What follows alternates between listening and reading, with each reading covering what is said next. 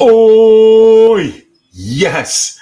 Here we go, you guys. It is Tuesday night, 10 o'clock Central Time. We have got an absolute banger of a UFC card coming up this Saturday in London, England. UFC London, headlined by Tom Aspinall versus Curtis Razor Blaydes. Chicago, stand up. Your boy is going across the pond to represent your city. This is a great main event. There are 13 great fights below that fight. It is going to be action from the very word go till the very end of this card. And I can't wait to break down all 14 of these fights with you guys. I've got a cold beverage here with me. I suggest you guys go grab one for yourself. We're going to be here for a couple of hours. We got a lot of work to do. And I know that there's already a lot of you guys out here hanging out in the chat with me. So let's say what's up to everybody out there right now after I get a little sip of this, you guys. All right. And I think we saw that my guy, MMA Propaholic, is in the room. That is my guy, Brandon, who I think just changed his name, saying, let's go. Daz Files saying, oi, London, wow. Yes, sir. We got Victor De Jesus in the room saying, oi, yes. What's up, Unc? What's up, chat? Hell of a good card to make a shit ton of money. Let's stack them like flapjacks. Again, busy at work, but I'm here listening. Victor, I really appreciate you for stopping by, man. Always good to see you. You're always here supporting me in the channel. My guy, Brady, DFS by the numbers, in the house saying, oi, yes. And we got Kiwi saying, sure, all. What's up, Kiwi? Good to see you in here. We got Brian saying, let's go. We got Brian saying, I don't even know what that is there, but that is a little bit too small for me to see on my screen, but let's get it, Brian. We got Addicted to Combat saying, sipping on an Appletini for Jordan Levitt fight week. Oh, what's up, man? Yeah, that Levitt is his own dude, man. He is a very unique fighter. There is nobody that's got a personality quite like Jordan Levitt. And boy, he's got his work cut out for him on Saturday, going across the pond, fighting in front of a very hostile crowd, in front of one of Britain's favorite sons in Paddy Pimblett. So he's got his work cut out for him. But this is a very heady, very smart, very tricky dude. He might be able to find a way to get it done here. I'm looking forward to that fight quite a bit, and I'm looking forward to seeing one of the most exciting fighters that the UFC has to offer in the lightweight division, Mr. Paddy Pimblett. We got my guy Mushroom in the room saying, oi, yes. What's up, Uncle Weezy? Lots and lots of violence on this card. Can't wait. Let's go. And we got Mushroom saying, what's up to Daz Files? We got my guy Go Flamingo saying, London's calling, boys. And they got Meatball Molly matched with a right can in it. And that is quite true, man. It's quite true. They had to get her the kind of opponent that she could, that would be a good dance partner for her, and hopefully give the London fans the same fight that Molly gave them last time, which was an absolute banger. Good to see you in here, Gogo Flamingo. Appreciate you. Prince of Mischief saying, oh, yes, Uncle Weezy. What are your first impressions on Diaz versus Chimaev? Yeah, my impression is that the UFC is so pissed off at Nate Diaz that they're literally trying to kill this man. And it might happen.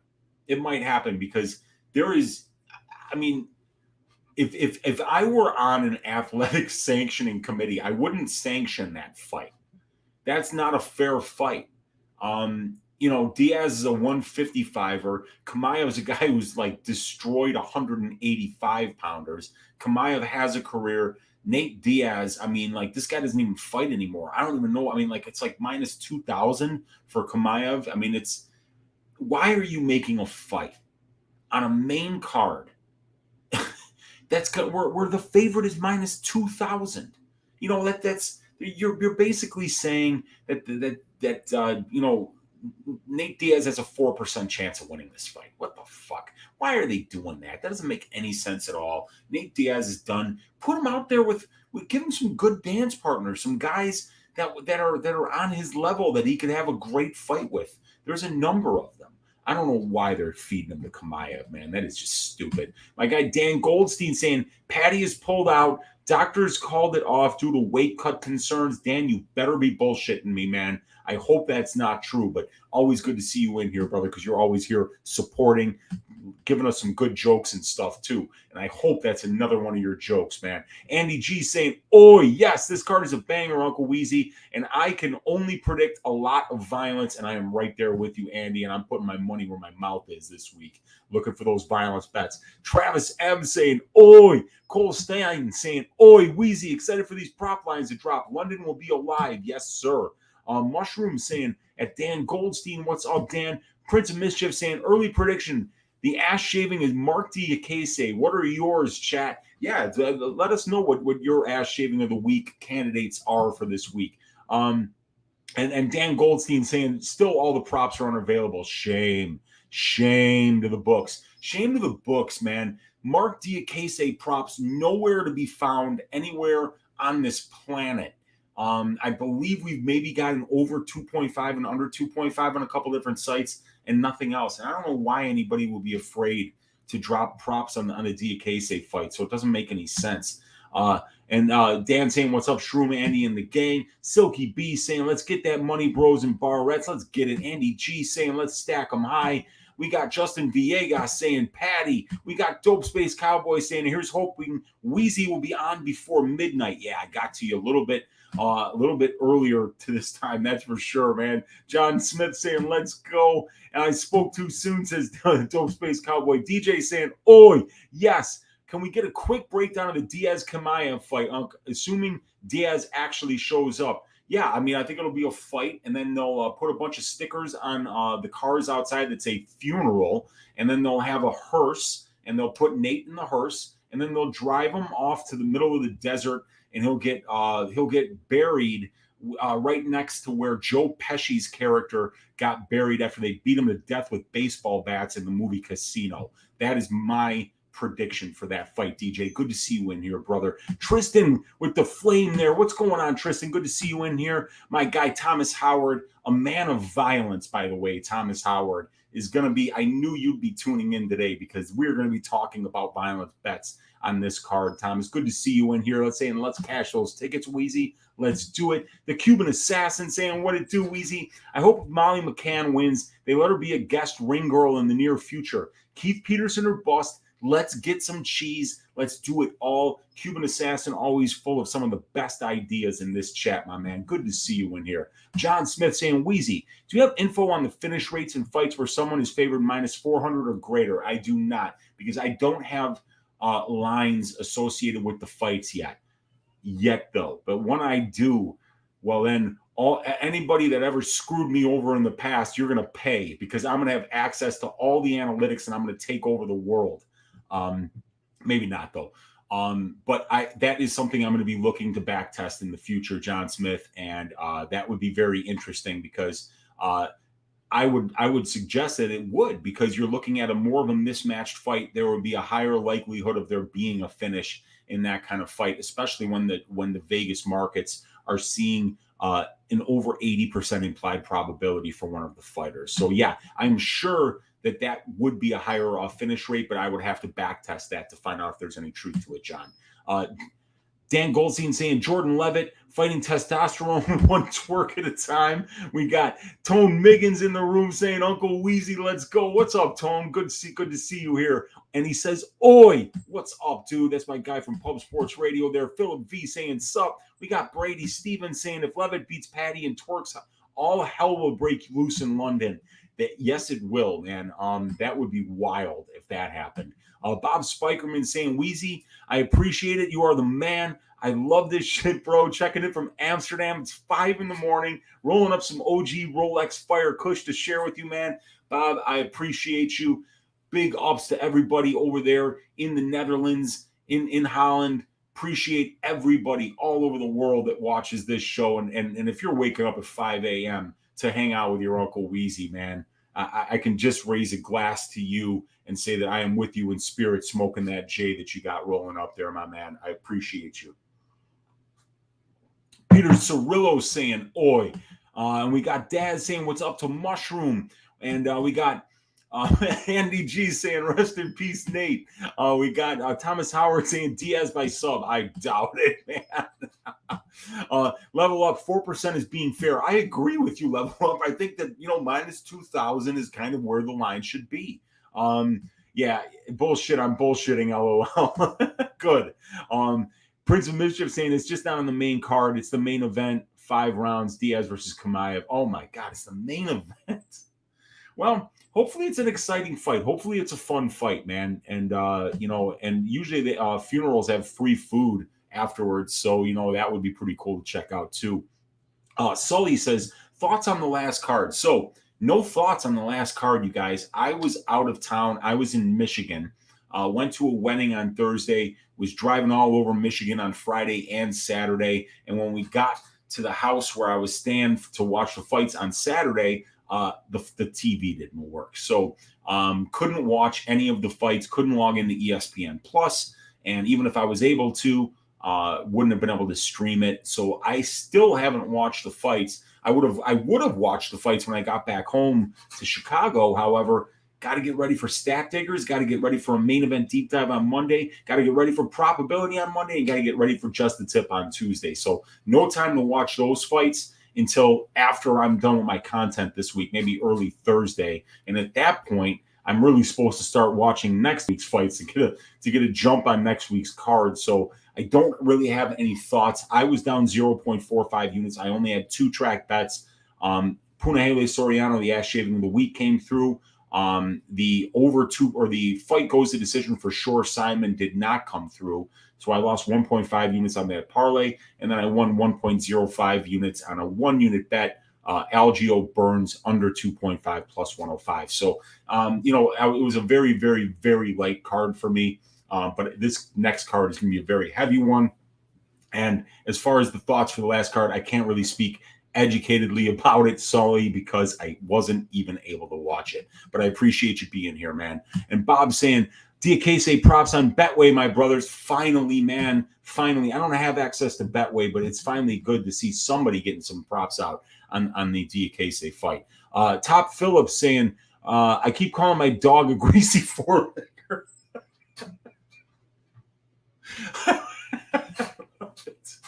That's great, man. Marc Diakiese be my ass shaver, says Daz Files. Okay. MMA Propaholic saying, let's go. It's just the tip. What's up, Brandon?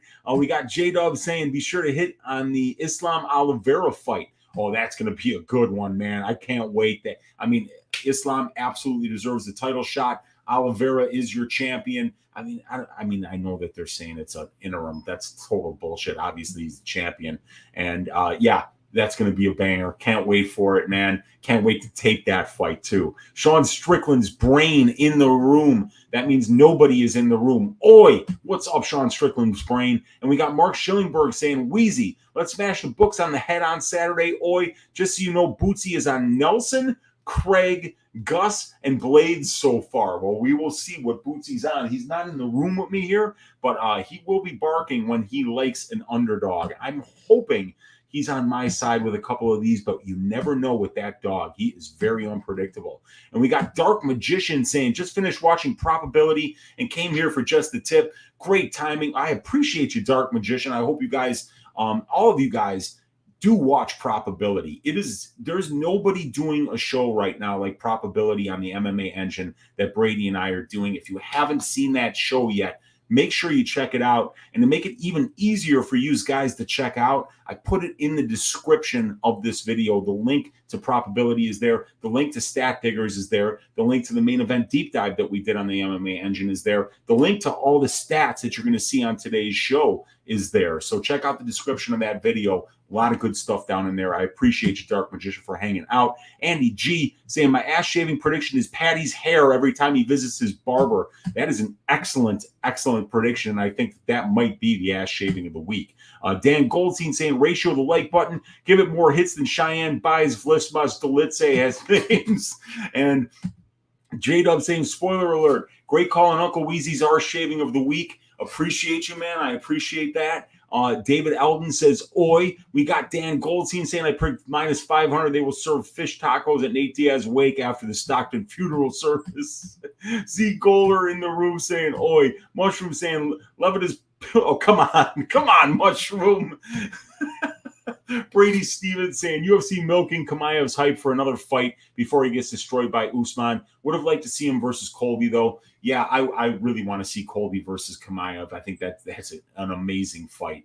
Want to see him make that one. PSSA 31 saying, what's your favorite pizza spot in Chicago, Uncle Weezy? I used to work at Lou Malnati's. Love their deep dish pizza. But there are two places, one on the northwest side of the city and one in Niles, Illinois, that make great thin crust pizza. Shout out Mr. V's Pizza on Elston and Forest Park on the northwest side of Chicago. Shout out Barnaby's Pizza, which is right next to where my dad used to live in the townhouse that he was at. On the next lot was Barnaby's Pizza, amazing thin crust tavern style pizza. Those are my favorite thin crusts in the city. Love the Lou Malnati's deep dish. But I could talk about pizza all day, but we got a lot of work to do here, you guys.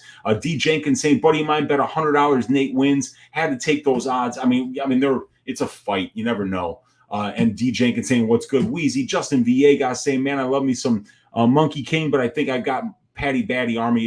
Got my mind. Yeah, for sure. I'm with you there, man. Probability best show out there right now, says Samuel Gilly. I appreciate that. That means a lot, Samuel. Thanks for hanging out with us.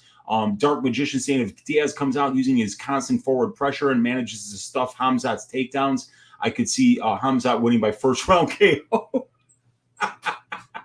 Yeah, for sure, man. Hamzat's going to destroy him, dude. President Camacho is saying, oh, yes, let's get it. Twerk King. Ash Shaver, Nathaniel Wood, he's got, okay, what's good, Mushrooms? Listen, you guys, we got to get to it, man. I appreciate, and Andy G saying, by the way, Weezy, have you caught a show on Hulu called The Bear, set in Chicago, and it's amazing? I have not, but I think I've seen that, the promos for that. It's about the first Italian beef joint in Chicago or something, but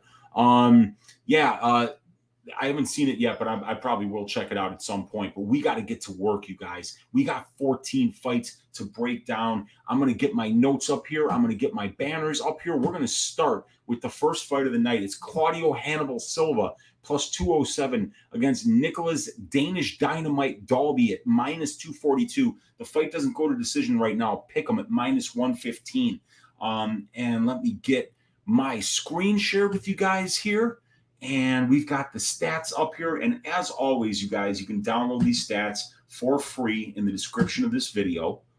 And we're going to start with this very first fight of the night, which is Nicolas Dalby against Claudio Silva. And let me get over to my notes here. All right. And we've got, in the measurables, I've got Dalby with the advantage here, as he's 2 years younger. He's got a 3-inch reach advantage, while Silva is a southpaw. And in the experience, the advantage is Dalby as well. As we can see, he's got 9 more pro fights, over 210 more minutes in the pro cage, 3.5 more years as a pro fighter. And he's also got a slight experience at the UFC level, having 1 more UFC level fight and almost 30 more minutes in the UFC cage. And in the first finish stats and durability, I'm going to give the advantage here to Claudio Silva, as Silva has a better finish rate as a pro, 78% here to 53%, and also is finishing at a far better rate at the UFC level here, as we see Silva's finishing 3 of his 5 UFC wins inside the distance, while Nicolas Dalby has 3 UFC wins, and he's never finished any of those guys. Both guys have never been finished in their career. And Silva has a rock for a chin, and he's never even been knocked down in the UFC, while Dalby's been dropped 4 times in 8 fights. So I'm giving the advantage to Silva when it comes to the finish stats and the durability. When we talk about the striking, I'm going to give a slight advantage here to Nicolas Dalby, you guys, but both guys have small negative significant strike differentials, but both throw more volume than their opponents. Neither guy has recorded a knockdown in the UFC, and while both guys have low striking accuracy, Silva's is better. It's at 41.6 is better than the 38.66 for Dalby here. But Dalby has the better striking defense down here. As we see 54% for Dalby, 45% for Silva. But he's also way chinnier as Dalby. As we can see, he's been dropped 4 times in 8 fights, while Silva's never been knocked down in 7 fights. When we go to the grappling stats here, it's Claudio Silva who has to have the advantage. I mean, Silva's a Brazilian Jiu-Jitsu black belt, and he's got 3 of his 5 UFC wins by submission. He's getting more takedowns per 15 minutes here. As we can see, he's getting 2.63 and Dalby's getting 1.25. And he attempts way more submissions per 15 minutes as he's actively trying to finish fights via submission. 1.32 submission attempts per 15 minutes compared to Nick Dalby, who in 8 UFC fights has never even attempted a submission.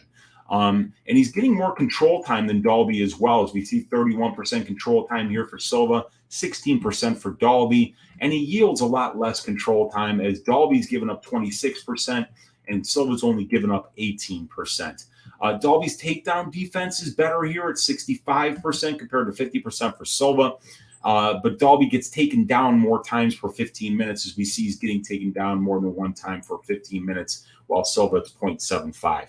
Silva's going to be the more willing wrestler here, and he's more likely to use it to not only win minutes, but also win moments by attempting submissions that could end the fight. And if we go to the strength of schedule numbers here, it's very close. I'm giving the advantage to Dalby here with a slight edge. Silva's got slightly better overall ratio here at 1.57 compared to 1.46 for Dalby. But Dalby has fought the more experienced competition, as we can see here. And Dalby's wins are better, but on the aggregate and ratio, 2.45 ratio for Dalby's wins, 1.93 for Silva, and 12.67 total fights for Dalby to 8.2 for Silva. So, Dalby's definitely got the better wins. So that's why I'm giving the slight edge in strength of schedule here to Dalby. While if we look at the ratio and the losses, almost identical. The amount of total fights, almost identical. So Silva's got the finish stats and durability and grappling advantages here, while Dalby has slight advantages in the striking, strength of schedule, and the measurables and experience advantages. So it's actually kind of close fight when you look at it via the numbers. Nicolas Dalby's a big favorite here, sitting around almost minus 250. However, Silva's the better grappler. Even if you look at the striking numbers, they're not that much better for Dalby here. And it's not like Dalby's got this crazy power that we have to worry about him knocking out Claudio Silva. And he's not this great wrestler that's out there getting a ton of takedowns either. He's getting takedowns at a 30% clip is Nicolas, 29% clip, 16% control time for, 26% control time against. This line doesn't make a whole lot of sense to me, you guys. Let me go here. Get into the, let's see. So we've got Dalby checking in here at minus 242. I do have a track bet on this fight. I am betting that this fight goes over 2.5 rounds. I got this at minus 135 here shortly after it opened, minus 135. It actually opened at plus 125, but was there for just a few minutes. But yeah, I got in at minus 135 for the over 2.5. If we look at the prop template that I have, you guys, and we go here to Dalby versus Silva, we're going to see that 0 of their 5 losses combined have finished inside the distance. And other than 1 no contest, 11 of their 15 combined fights have went to decision at the UFC level, which is about 77%. And that is about 25% better than the divisional decision rate, and it's about 23% better than the implied probability of the fight goes to decision line at minus 115. So at minus 135 and a 57.45% implied probability for 2 guys that have never been finished, I feel like it's a good over bet. So I did do that. I've got 1.35 units on the over 2.5 for this fight. So let's move on to the next one. We've got Mandy Bohm at minus 122, fighting Victoria Leonardo, who is the underdog, at plus 102. The fight doesn't go to decision, sitting at plus 170 right now. Let me see here, you guys. Get to my notes on this fight. So when it comes to the measurables, I'm giving the advantage to Bohm, as she's 1 inch taller and has a 6-inch reach advantage, and everything else is the same for both fighters. But when we go down to the experience here, it's advantage Leonardo. As we can see, Victoria's got 3 more professional fights. She's got 7 more minutes in the cage as a pro, 2 more UFC level fights, and almost 15 more minutes in the UFC cage. While Bohm has been a pro for almost 4 more years, Victoria has been the far busier fighter. So we can see here, Mandy Bohm, 8 years as a pro, but only 9 pro fights, while Victoria Leonardo, just over 4 years as a pro, but 12 pro fights. So she's been much busier here. When we get down to the finish stats here, there's really not an advantage. I'm going to give the advantage to Bohm, I guess, but both fighters have similar finish rates. It's 58% for Mandy Bohm, and it's 63% for Victoria Leonardo. But Bohm's a little more versatile with 2 knockouts and 2 submissions, while Vicky has 4 knockouts and 1 submission. Bohm's never been finished in 9 professional fights, while Leonardo's been finished in all 4 pro losses. So the durability advantage definitely goes to Mandy Bohm here. The striking, I'm going to give the advantage to Bohm. We don't have much in the way of numbers for these two ladies, less than 45 combined minutes in the UFC cage. But it's really hard to know who will be the better striker here, but Bohm is the one with the kickboxing background. She does appear to have the cleaner, crisper striking at distance. Leonardo's numbers are better on the aggregate thus far, but there's only a 1-fight sample size for Bohm, and it was a real stinker. Like I told Brady on Stat Diggers on Sunday night, that I bet Mandy Bohm for plus 100 in that fight against Lipsky, and I was just sick to my stomach about 2 minutes into that fight. I knew she was going to get her ass shaken and that she had no chance. So, I don't know. Mandy Bohm looked terrible everywhere, and she looked terrible everywhere against Ariane Lipsky. And Lipsky's not a girl that's, a high-level UFC flyweight. She is, below average in terms of her UFC standing. And she looked like Valentina Shevchenko against Mandy Bohm. So even though Bohm does have that striking background, that kickboxing background, I don't think either one of these ladies is going to look good in the striking exchanges here. But in grappling, I got to give the advantage to Leonardo. We saw in the Chelsea Hackett fight how good Victoria Leonardo can be when she gets takedowns, establishes top control, and lands ground and pound. Mandy was controlled for almost 30% of her UFC debut by Lipsky, who was a pure striker with no ground game and didn't even get a takedown. So I feel Leonardo will be able to use her wrestling and top game to win minutes and potentially get a finish here. And when it comes to the strength of schedule, it's advantage Leonardo all day. Leonardo has a ratio overall that is 8 times bigger than Bohm's. She's got a 4.0 ratio compared to 0.5 for Mandy Bohm. And Leonardo's 4 pro losses, you guys, have come to Miranda Maverick, Erin Blanchfield, Manon Fiorot, and Melissa Gatto. So she's faced and beaten the better brand of competition compared to Bohm. So Bohm has the measurables, the finish stats, the durability, and the striking advantages in this fight, while Leonardo has the experience advantage at the pro and UFC level, the grappling advantage, and the strength of schedule advantage here. So I still don't really know how good Mandy Bohm is, whether she belongs here at all. But, Victoria Leonardo is not this world beater either. She's kind of slow on the feet, kind of basic there. She does eat a lot of punches. She got head kicked, knocked out by Erin Blanchfield, which wasn't a good look. But look, these ladies that have beaten Victoria Leonardo would kill Mandy Bohm, absolutely destroy her. They would all kill Ariane Lipsky, and Ariane Lipsky destroyed Mandy Bohm. So until Mandy Bohm at least has 1 good minute in the cage where she lands some punches or kicks that look even halfway decent, there's no way I can pick against Victoria Leonardo here, because I've actually seen Victoria Leonardo have a fight against Chelsea Hackett who's a legit female regional scene mixed martial artist, and actually get a win there. Look good, look aggressive, look like she had a game plan, and her grappling and wrestling and top control absolutely got the job done, and her conditioning was great.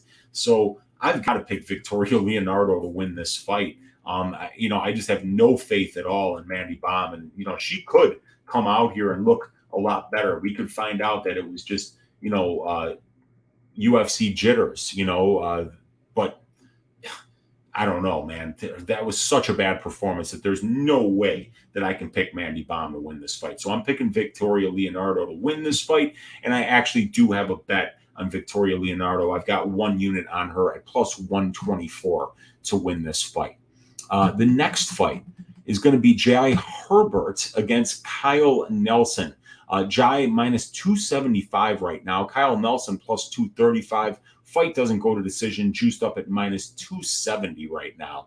So let me see here quickly. We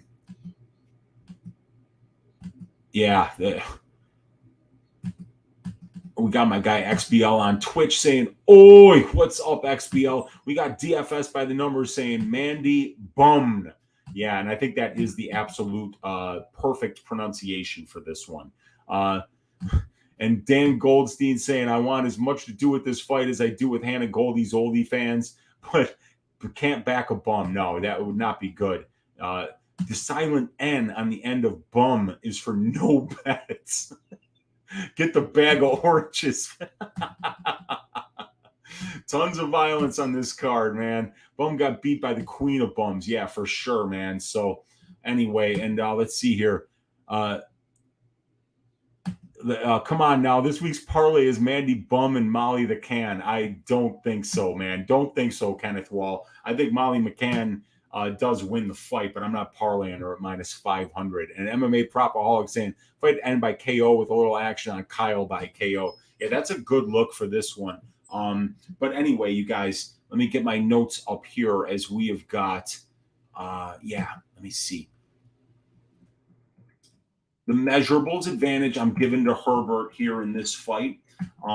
Herbert's the much bigger fighter. He's 2 inches taller, and he's got a 6-inch reach advantage here. But Kyle Nelson's 3 years younger, and he's a switch stance fighter. So those are some advantages. But Jai Herbert really on the size is much better here.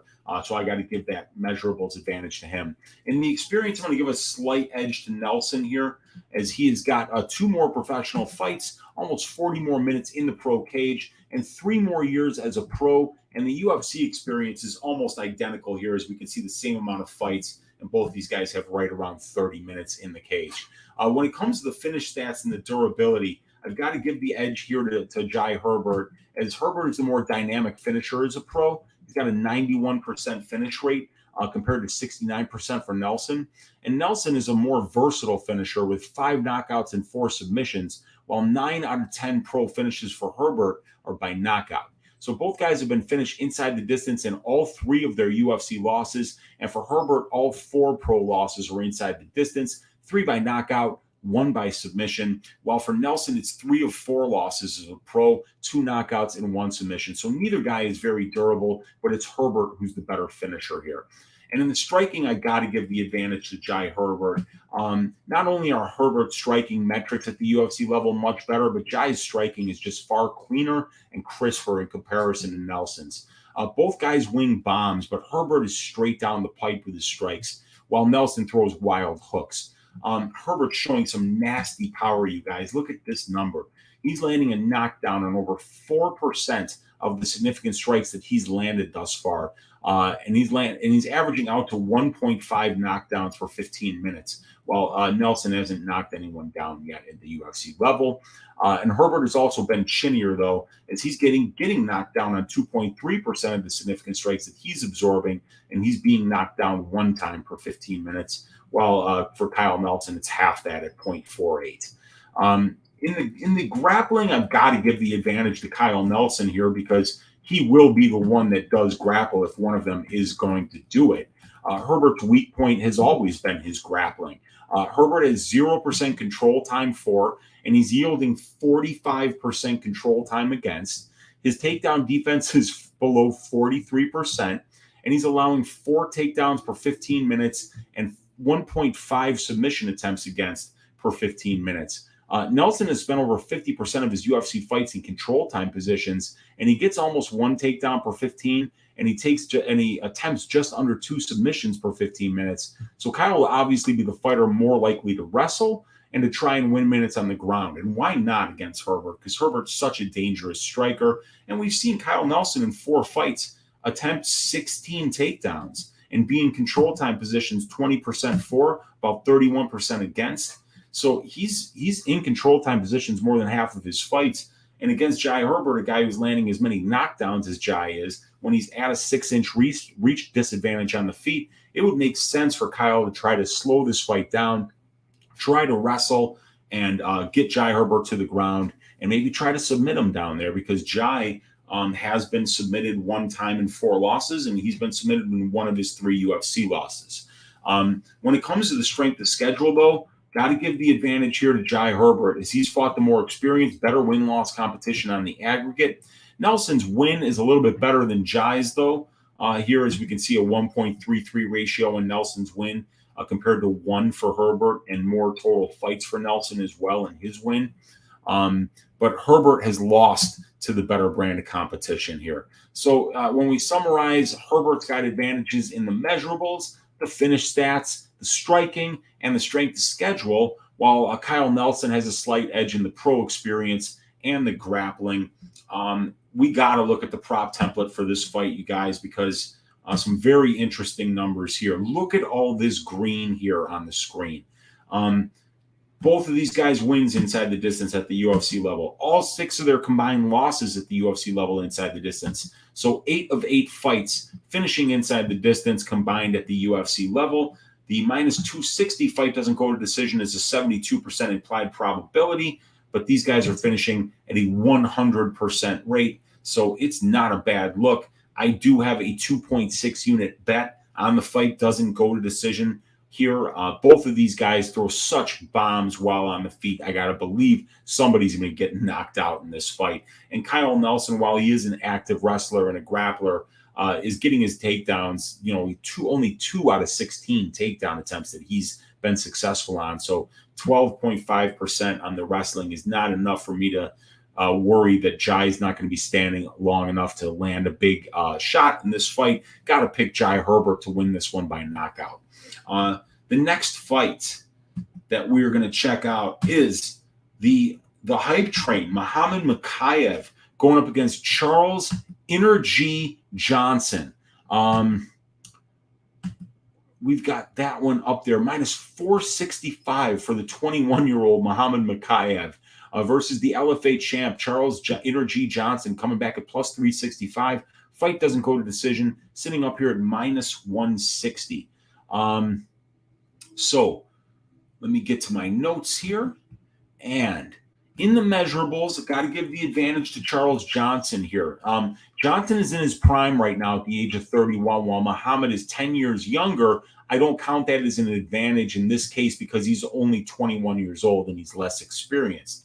Charles is 2 inches taller, has a half-inch reach advantage, and he's a switch stance fighter. So I got to give the measurables advantage here to Charles Johnson. In terms of experience, obviously that's Johnson.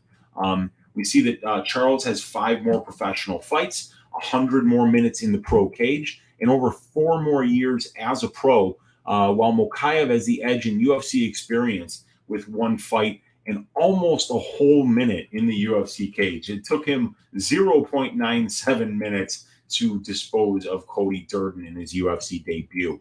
When it comes to the finish stats and the durability, it's pretty much even, you guys. As we can see here, both guys have the same finish rates, and neither guy has ever been finished. It's Johnson who's finishing more by knockout here at 45% and 27% by sub, while Mokaev finishing more by submission with a 43% win rate by sub and a 29% win rate by knockout. In the striking, got to give the advantage to Charles Johnson here. We don't really have any metrics, but Johnson has 5 professional boxing matches to his credit, so he has the better striking pedigree, and he looks like the better striker. He switches stances, but no data either way to prove this. Johnson gets more finishes by KO in relation to Mokaev. And then if, just like we would say that Johnson has the striking advantage, the grappling advantage has to go to Mokaev here, as Mokaev's wrestling is excellent. He's already racked up a submission win at the UFC level, and it took him less than a minute to get that. Mokaev has a higher percentage of wins by submission in comparison to Johnson. And, in that wrestling pedigree, is going to be something that he can use in order to get the fight to the ground if he doesn't like how it's going on the feet. And I don't think he's going to like how it's going on the feet. Johnson constantly pressures. He's constantly switching stances. He's got heavy kicks, and he's got really good, crisp boxing and fast hands. And Mokaev is going to have to try to wrestle while going backwards, which is going to be difficult because, like I say, Johnson tends to walk forward, and he can switch stances so he can kind of put whatever leg forward he thinks Mokaev has a worse chance of single-legging him with. So, I think Johnson's got some unique challenges to present to the newcomer Mokaev here, as he's the more experienced guy, and he's fought 5 rounds as he was the LFA champ. So he's had his last 3 fights were 5-round fights. So, but when it comes to the strength of schedule, I would have to give the edge to Johnson here. Mokaev's opponents at the time he fought them were 36. The records of his opponents, I should say, were 36-10, while Johnson's opponents 73-28. So Johnson was the LFA champ, had 3 5-round fights prior to being in the UFC, and he defended his title twice. So I have to give the strength of schedule edge to Johnson here. So to summarize, the measurables, the experience, the striking, and the strength of schedule advantages go to Charles Johnson, while the grappling and the wrestling advantages go to Mokaev. So with all that being said, Muhammad Mokaev is absolutely a massive favorite here. Minus 465 compared to plus 365 for Charles Johnson. Charles Johnson's never been finished. Neither guy has ever been finished. So, I think fight goes to decision for this one is a good look. Fight goes is plus money right now at plus 130, and the over 2.5 sitting at plus 100 on Caesars, plus 110 on Betway, minus 105 on Bet Online. I think those are all good looks. We can even take a look at the prop template here for Mokaev Johnson. And we see that, only 13 of their 21 combined fights have finished inside the distance. That's 62%.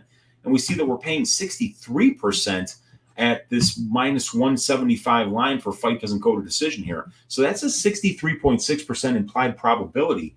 But we got to keep in mind, only 39.91% of flyweight men's fights that are 3 rounds finish inside the distance. So we're overpaying by 23.72% when we compare that long-term benchmark at 125 to the implied probability of this line.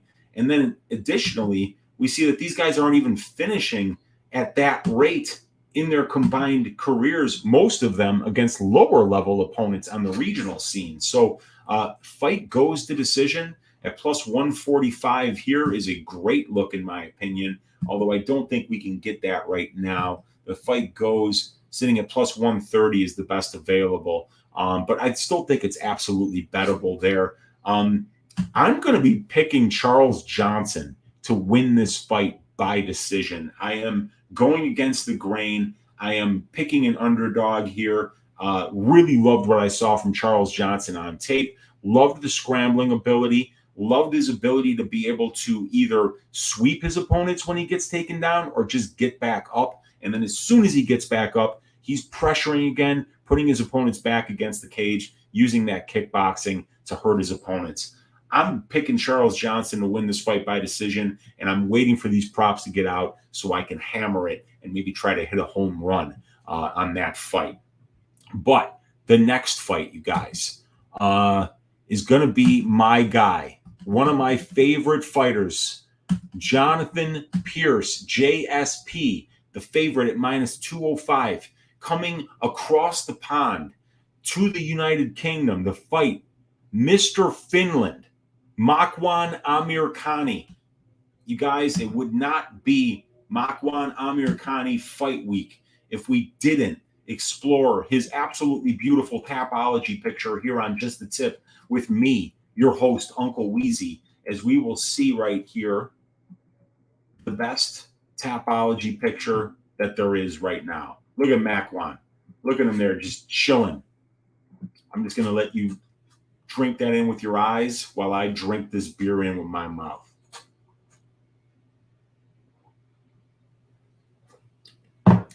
But this is a hell of a fight, you guys. Let's break it down.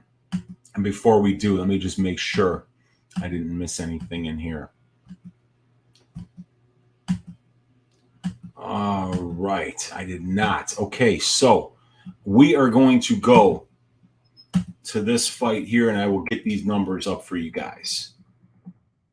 I need a new monitor, man. My monitor sucks so bad, you guys. Okay, so we've got these numbers up on the screen. Amirkhani, Pearce. So I'm giving Pearce the measurables advantage here, as we can see that he's 3 years younger than Makwan. He's 2 inches taller, and he's a switch stance fighter versus a southpaw. But it's Makwan who has the 1 inch reach advantage here. When it comes to experience, it's advantage Makwan. He's got 8 more professional fights. He's got 50 more minutes in the pro cage, as we can see here. 4 more years as a pro. And he's got 7 more fights at the UFC level and over 60 more minutes in the UFC cage.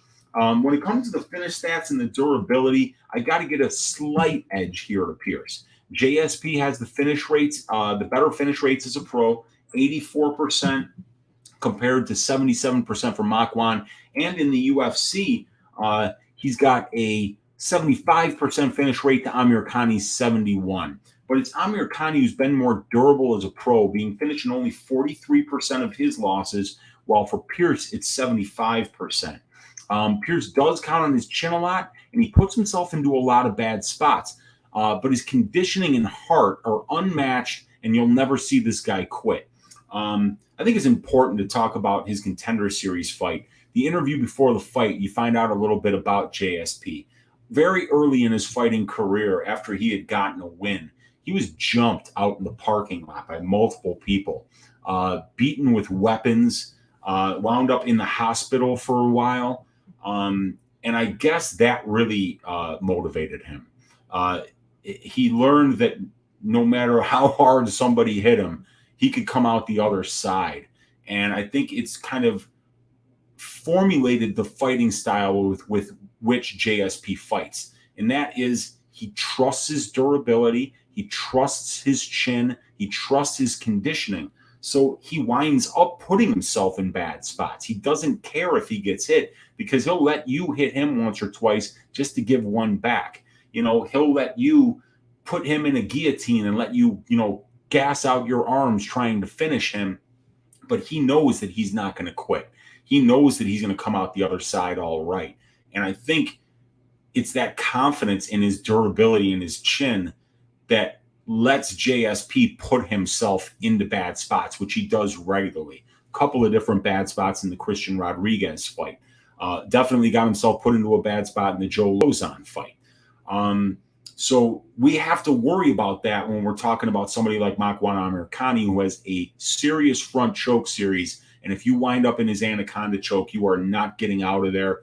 It is something that is his absolute specialty, and he finishes a lot of fights like that. When it comes to the striking, I'm giving the advantage here to Pearce. Neither guy is a good striker, but Pearce has the ability to drown you, in volume, pressure, and pace. He throws 9.5 significant strike attempts per minute, while Makwan only throws 3. Pearce lands 5 significant strikes a minute, while Makwan lands 1.36. JSP has never been knocked down in 6, he's never been dropped in the UFC in 5 fights, while Makwan has been knocked down 6 times in 12 fights, and he absorbed 0.82 knockdowns for 15 minutes. Makwan has landed 1 knockdown, while JSP has 0, and Makwan's striking defense is better, 52% to 48%.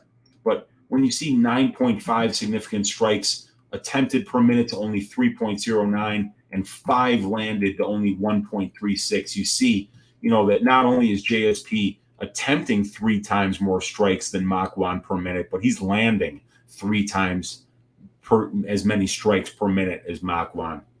So you got to give Pearce the striking advantage. Now, when it comes to the grappling, I'm going to give Pearce the advantage here too. And I know what you guys are saying. Oh, you're just a Pearce fan. You know what you're talking about. Look at the numbers, you guys. Even though it's Makwan who has the high-level wrestling and submission grappling background, at the UFC level, the metrics favor Pearce in pretty much every category.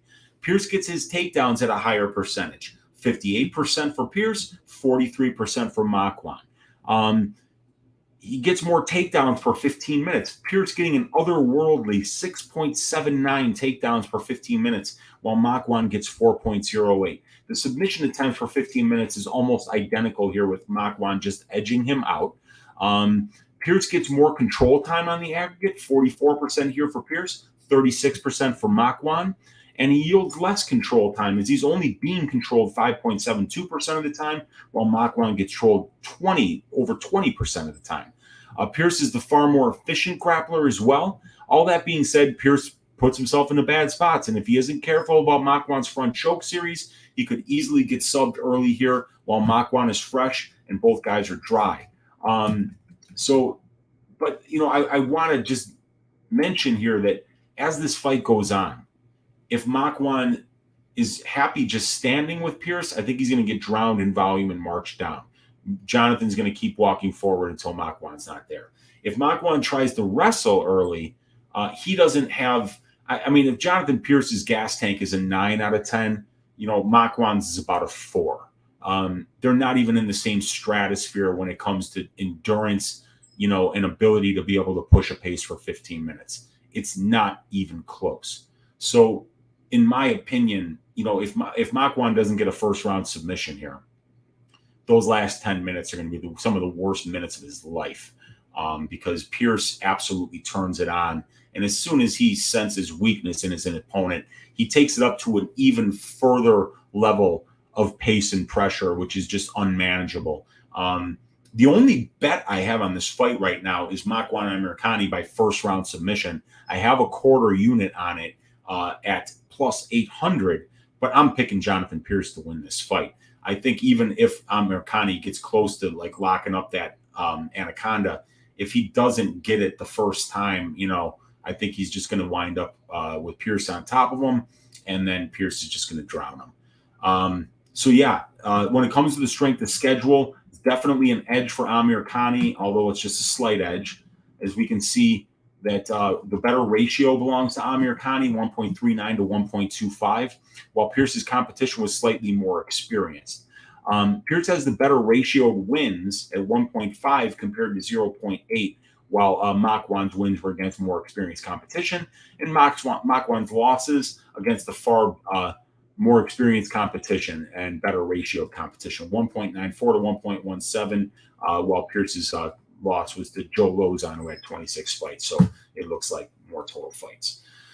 But to summarize, Pearce has got the measurables, the finish stats, the durability, the striking, and the grappling numbers. While Amirkhani has the edge in pro and UFC experience and strength of schedule, I think it's Amirkhani early or Pearce late. I do have a bet on this fight. I got a 1.65 units on the under 2.5, which I got at minus 110 yesterday on DraftKings. They pulled that line, and they haven't brought it back yet. That was a big mistake. And let me show you why on the prop template here. As we see the Amirkhani Pearce fight here, minus 200 fight doesn't go to decision is 66.67. But for the under 2.5 at minus 110, you could see that's a 14% difference in implied probability. It's actually like 14.4%. But we can see here that 43.818% of flyweight or featherweight fights finish inside the distance, but only 38% go under 2.5. So when you take this number for fight doesn't go to decision, you should subtract about 5% from it, and we should be expecting to get a line for under 2.5, around 61% implied probability, which would be about minus 155. I got minus 110, so I had to smash that because only 5% of fights finish in that last 2.5 minutes of the third round. But here, they're giving you a 14% discount from the fight doesn't go at -200 to a -110 under 2.5. So I had to smash that. Got it for 1.65 units. That'll be an easy bet. And we see that 65% of these guys, 17 combined fights, have finished inside the distance. And for Pearce, it's 4 of 5. And even the Christian Rodriguez fight, Rodriguez fought his way out of a lot of chokes there in the second half of that fight to stay alive and see the bell. Pearce is definitely a killer-be-killed fighter, and Makwan Amirkhani doesn't have a gas tank. So definitely see this fight finishing inside the distance. Fight doesn't go as a parlay piece. If you can find under 2.5 at around -155 or better, definitely jump on that. But I'm picking Jonathan Pearce to win this fight by late second or early third round drowning. Next fight, Nathaniel Wood against Charles Boston Strong Rosa. My God, Rosa still here. And this is projected to be an ass shaving by the bookies. We see Nathaniel Wood at -600 and Charles Rosa at +450. Fight doesn't go to decision at +150. All right, so we've got that streaming across the bottom here. And we've got 113 of you guys hanging out with your Uncle Weezy here on a Tuesday night. We're almost an hour into Just the Tip, and we're almost halfway through this card. So let's keep working here. Yeah, we've got Wood as a huge favorite, -600. If we look at the numbers here, let me get to my notes. So the measurables, I'm going to give the advantage to Charles Rosa here. And here's the reason. This fight is taking place at 145 pounds. Rosa is the natural featherweight here, while Wood is coming up a weight class for this fight. Rosa's 3 inches taller, and he's a switch stance fighter. However, Wood is 6 years younger, and they have the same reach. So I like that Wood is younger here, but Rosa, in terms of being the true featherweight, is going to be the guy I give the measurables advantage to here because he is going to be the bigger guy. They have the same reach, but Rosa's 3 inches taller, and he's been used to fighting featherweights his whole career, while for Wood, he's been fighting bantamweights. When it goes to the experience, it's obviously advantage Charles Rosa here. Rosa has a slight edge in overall experience, having almost 45 more minutes in the pro cage, despite the fact that Wood has one more professional fight. And has been a pro for about 6 months longer than Charles Rosa. Rosa has a nice UFC level experience here, though, with 6 more fights than Wood and almost 100 more minutes in the UFC cage. When it comes to the finish stats and the durability here, I'm giving the advantage to Wood for the finish stats and giving the advantage to Rosa for the durability. As we can see here, Wood is finishing at about an 82% rate as a pro here, while it's 78% for Rosa. But at the UFC level, 3 of 4 wins inside the distance for Wood, all by submission, while Charles Rosa, only 2 of his 5 wins by submission, 40%. So definitely a better finisher at the UFC level. But in terms of being finished, look at this. Nathaniel Wood's been finished in 2 of his 5 losses by knockout, 2 of his 5 losses by submission. So he's been finishing 4 of 5 losses, while Charles Rosa has only been finishing 1 of 7 losses. Rosa is the much more durable fighter here, but it's going to be Wood who's the much more dangerous fighter. When we get to the striking stats, these are obviously going to favor Nathaniel Wood here, as Wood's striking metrics are way better than Rosa's, as he lands way more significant strikes per minute. Look at that, 6.28 for Wood, only 3.05 for Rosa. And he's also throwing a lot more volume. Look at that, 13.6 attempts per minute for Wood, while it's only 8.25 for Rosa. And he's more accurate here at about 46% compared to 37% for Rosa. And he's also got more power, as he's landed 1 knockdown in 6 fights, and Charles Rosa has landed 0 knockdowns in 12 fights. So it's definitely Wood who's got a little bit of an power advantage, but neither one of these guys are very powerful strikers. Wood's got the better significant strike differentials by a mile, 1.92 positive for Nathaniel Wood and negative 0.57 for Charles Rosa. And the striking defense also better for Wood here, 54% to 48%. Wood also keeps his fight standing about 75% of the time, while for Rosa, it's about 47% of the time. So a very, very very clear striking advantage here for Nathaniel Wood, even though he is moving up a weight class here. And in the grappling, even though Charles Rosa is the Brazilian Jiu-Jitsu black belt, the guy who came into the UFC getting a lot of submission victories, you have to give the advantage here to Wood. Rosa's build is the BJJ black belt with a solid submission grappling game, but he's so bad at losing minutes on the mat. I can't see him winning minutes here. Wood outcontrols his opponents at better than 2-to-1 ratio, while Rosa gets outcontrolled at more than a 2-to-1 ratio. And Rosa has a sub 40% takedown defense here, as he's been taken down 30 times on 49 attempts, 38.78% takedown defense. He's allowing 2.74 takedowns for 15 minutes, and his opponents are attempting a ton of submissions against him as well, and he's being controlled about 38% of his UFC career, and that's over 160 minutes in the cage. And we see here Wood, only giving up 8% control time, gets more than 17% control time. He's attempted about as many takedowns as his opponents have, but he's getting that nice control time ratio, 75% takedown defense for Wood. So even though, Rosa's the guy that's supposedly the black belt, the better submission grappler, I mean, Wood's probably the way better minute winner in the grappling here, even though Rosa will be the guy that's more likely to wrestle here. But he gives an alarming amount more than Wood on the defensive end here if we look at these numbers compared to these numbers for Wood. So, and in the strength of schedule, I'm giving the advantage to Wood as well, as he's got the better ratio here and more total fights. And in the wins, the better ratio and more total fights. And then look at this. For Charles Rosa, the combined records of the guys that he's beaten, 9 wins and 15 losses. So not only do they have less than 5 UFC fights on the aggregate apiece, they're much lower than a 50-50 winning record. And the losses, more experienced competition for Wood, better ratio competition for Rosa. But yeah, I've got to give that strength of schedule advantage here to Nathaniel Wood. In summarizing here, Wood has got the advantage in finish rates, striking, grappling, strength of schedule, while Rosa has got the edge in the measurables and the pro and UFC experience. I'm picking Nathaniel Wood to win this fight by decision because Rosa is very durable. He's almost impossible to submit, and we just haven't seen Nathaniel Wood land with a ton of power here, but he should be the better minute winner in the striking, and he should be the better minute winner in the grappling. So at minus 130, I feel like Nathaniel Wood by decision is the best bet to make for this fight. Let me see what we got in here, you guys. Oh, boy. Okay. I'm just seeing this from Dan Goldstein. Yeah, Pop, I'm an anarchist, so I'd be happy to see it. Paddy's hair is cultural appropriation.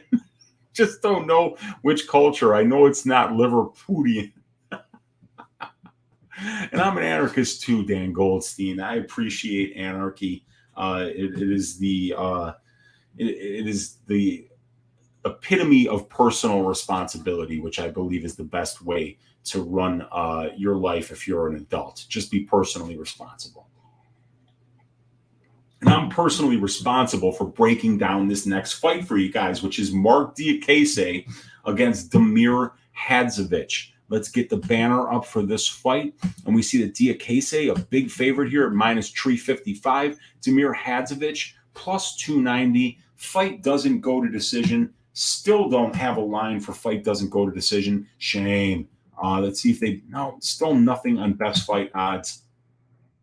If you guys have a fight doesn't go to decision line, please drop it in the comments for me right now, because I'd like to actually get that up on the ticker while this fight is going.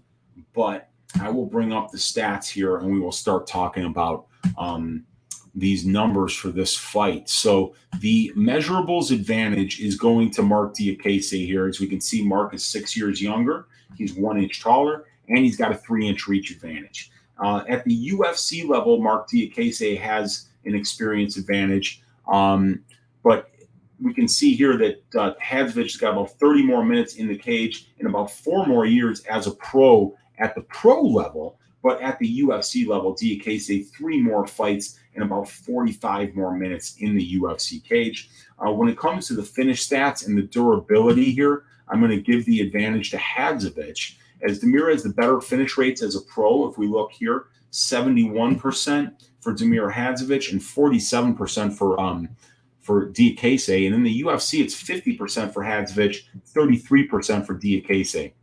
And Hadzovic has been more durable as a pro, as he's been finished at a 33% rate, while for Marc it's 40%. But at the UFC level, it's been Marc who's been finished at a lower rate, as he's been finished at a 40% rate, while for Hadzovic it's a 50% rate. I'm giving Marc Diakiese the striking advantage here. It's close, but Marc has the better significant strike differential, 0.28 compared to 0.22 for Hadzovic, and he throws more volume than his opponents, while Damir throws less volume than his opponents. Both guys have average power numbers, but it's Damir's that are just a little bit better, 0.37 knockdowns per 15 minutes compared to 0.23 for Diakiese. And Damir also has the better striking defense at almost 63% compared to just 54% for Diakiese. Marc has been just a tiny bit chinnier. The striking numbers are close, but I feel like the fact that Damir will have to worry about Marc's wrestling and Marc has that 3-inch reach advantage will, can safely make me feel like Diakiese will probably be the better minute winner on the feet here. When it comes to the grappling, that's definitely advantage Diakiese here.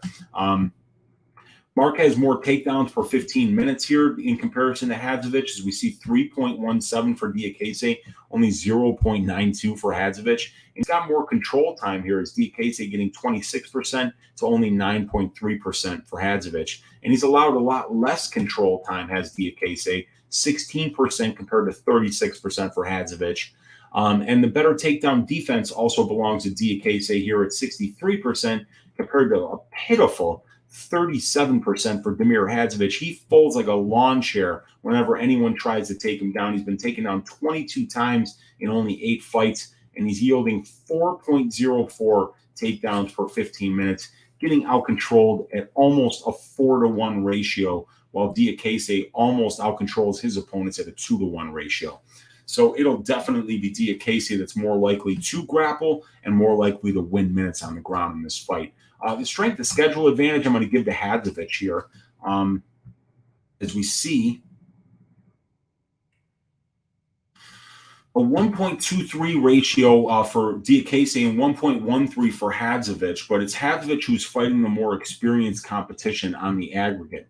And Damir also has the better wins here, as his ratio on his wins is 1, and it's only 0.86 for Diakiese. And Hadzovic also beating the more experienced competition here with 7.5 total fights compared to 4.33 for Diakiese. Diakiese's losses are a little bit better, though, in ratio, while Hadzovic's losses are just a little bit more experienced. It's close, but I have to leave Hadzovic for the strength of schedule just due to the fact that Hadzovic has got those that edge in the wins, which I think is the most important category. The summary, Diakiese has the advantage in the measurables, the UFC experience, the striking, and the grappling, in my opinion, while Hadzovic has the overall experience edge, the finish stats edge, and a slight edge in strength of schedule. I got to go with Diakiese here. Diakiese has not been a great finisher at the UFC level, and because Hadzovic has been so easy to take down and hold down, I kind of feel like Hadzovic, unless he can stop those takedowns, is going to have a really hard time winning minutes in this fight, because he's at a reach disadvantage, 3 inches in the striking here. And, Diakiese is probably the better kickboxer, pedigreed at least. But Damir's going to have to constantly be working or worrying about the takedowns of Diakiese while he's on the feet, which I think will even widen that striking gap that there is in this fight for Diakiese. I'm picking Marc Diakiese to win this one by decision. And the next fight is going to be Ludovic Klein versus Mason Jones. Let's see. And my guy is saying here, Yeetus is saying, like this video for Uncle Weezy. 3 times the viewers than likes. What the hell? Yeah, man, appreciate that.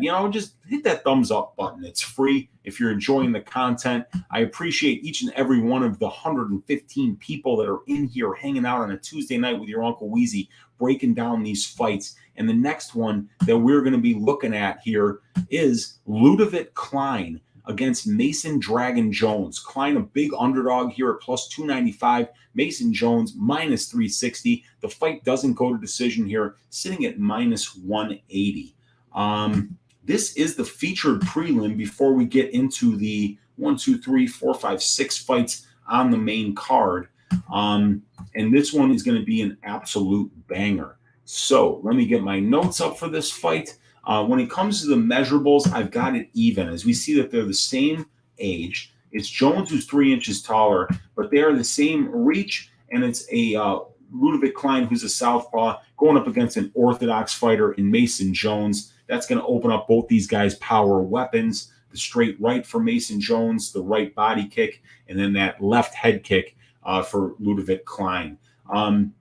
When it comes to the experience, I got to go advantage Klein. Klein has 9 more pro fights, as we can see here, but only 9 more minutes in the pro cage. And he has almost 3 more years as a pro. And even at the UFC level, he's got 1 more UFC fight and 6 more minutes in the UFC cage. When it comes to the durability and the finish stats here, I'm leaving that even here. As we can see, the finish stats are better on the Klein side, as he has finished 16 of his 18 pro wins inside the distance, 8 by knockout, 8 by submission. So he's also an equal opportunity finisher. And he's also finished 1 of his 2 UFC wins, while Jones has only won thus far by decision at the UFC level. The durability advantage goes to Jones, as he has never been finished in 13 pro fights and proved that he has no quitted him in the Davis fight. Klein has been finished in 3 out of 4 pro losses and in 1 of 2 UFC losses. So, yeah, I mean, the finish stats lean Klein, but the durability, in my opinion, leads Jones here. In the striking, I'm going to give the advantage to Jones. If we go up here to the striking numbers, we're going to see Klein has the flashier strikes, and his head kicks are a problem, especially against orthodox fighters like Jones. However, Jones' UFC striking metrics are better than Klein's on the aggregate. Jones has a positive 1.22 significant strike differential, while Klein's is negative 0.64. Jones throws a ton of volume, attempting 14.9 significant strike attempts per minute, while Klein only attempts 6.39. Jones hasn't landed a knockdown yet, but Klein does have 1 knockdown, and Klein also has a win by knockout against Shane Young. Both guys have a significant strike defense sitting right around 46%. When it comes to the grappling advantage, I'm giving that to Jones. Jones has got the better grappling stats thus far at the UFC level. As he gets his takedowns at a better percentage than Ludovic does, we can see here 53% or 52% for Jones, 36% for Clark, and he's getting more takedowns for 15 minutes, 4.43 to only 1.38 for Klein. And he's getting more control time here. We see 36.4% compared to 24.5%, and he's yielding less control time. Only 3% control time yielded for Jones, while it's 9% for Ludovic Klein. Both of these guys have takedown defense sitting right around 80%, but Jones's numbers are definitely superior thus far when it comes to the efficiency. And when it goes to the strength of schedule, I'm giving a slight advantage to the Mason Jones here. We can see that Jones has got the better ratio at 1.33, and he's got more total fights on the aggregate, but just barely than Ludovic Klein. And Klein has got a 1.5 ratio in his wins and 5 total fights, while Mason Jones doesn't have a ratio because the only guy that he beat was David Onama. David Onama is 2-1 in the UFC, but when you take out that loss, he's 2-0. So we can't compute a ratio when the denominator is 0. So actually, Jones does have the better win here as well. So yeah, got to give that strength of schedule advantage to Jones as well. So Jones got the slightly better ratio, or I'm sorry, in summary, Jones has the durability, the striking, the grappling, and the strength of schedule advantages, while Klein is the better finisher and has the experience advantage. I don't like this matchup for Ludovic Klein. Ludovic Klein is a very good kickboxer, but he really shines when he gets to just stand in front of his opponent, make reads, counter, and just be a great kickboxer. But you don't get a chance to do that when your opponent is really walking you down. And when you watch the Nate Landwehr fight for Ludovic Klein, the first half of that fight is close. They're kind of standing in front of each other, and they're both having some success landing some big shots. But about the 3-minute mark, or I'm sorry, right when the clock hits 3 minutes left in the second round, you see Nate's switch just flip, and he just starts walking forward. And from that point on, he just kicks the shit out of Klein. And that's exactly what Mason Jones does. Mason can absolutely trust his chin. He can walk forward, and he's going to be the one throwing a lot more volume. He's going to be the one walking forward with the better conditioning, most likely. I mean, Klein lost to Trizano, you guys, and Trizano is another very low volume fighter. What's going to happen, when he goes against somebody like Jones, who's throwing almost 15 significant strike attempts per minute and who's out controlling his opponents in almost a 10-to-1 ratio? So I do like this matchup quite a bit for Mason Jones. I'm looking for him to win this fight late by drowning Ludovic Klein with his pressure, pace, volume. And once Ludovic realizes that he can hit this guy as hard as he can and Jones is going to keep walking forward, I think he's going to look for the door. So I'm looking for Mason Jones to finish this one inside the distance. The next fight is going to be the first fight on the main card, and it is going to be an absolute banger. Paul Craig versus Volkan No Time Oezdemir. Craig, the underdog at plus 131. Volkan, the favorite, minus 151. Fight doesn't go to decision, juiced up at minus 300. So let me have a sip on my beverage here, and let me just first celebrate and say, ring a ding ding. The very first donation this week on Just the Tip. Make the bookies pay with a $10 donation saying, thank you for your hard work. You helped a lot of people make money.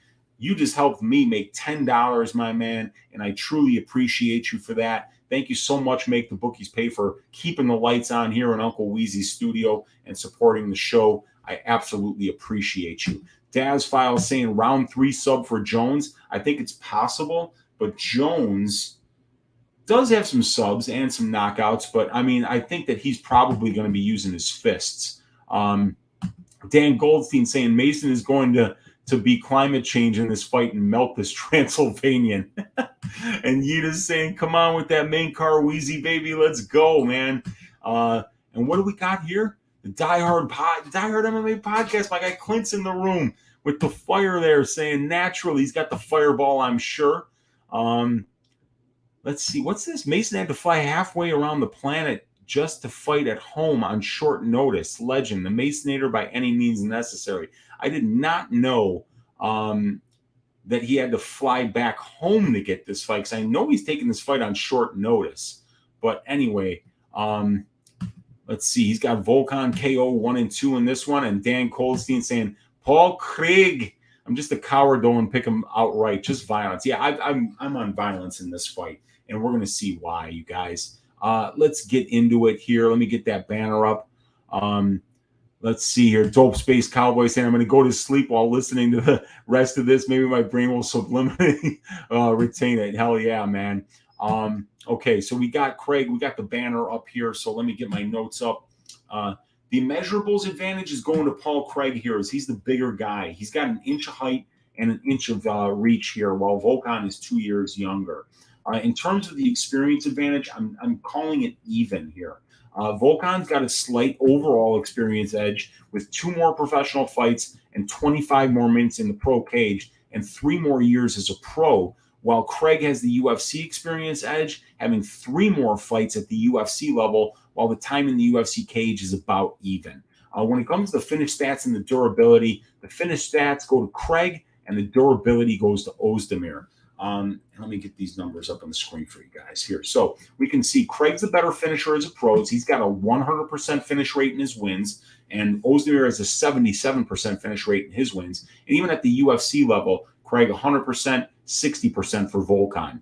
It's Volkan who has the durability edge, as he has only been finishing 3 of 5 UFC losses, while Craig has been finishing all 4 of his UFC losses. The overall finish rates against are similar, but edge Volkan, 66% to 100%.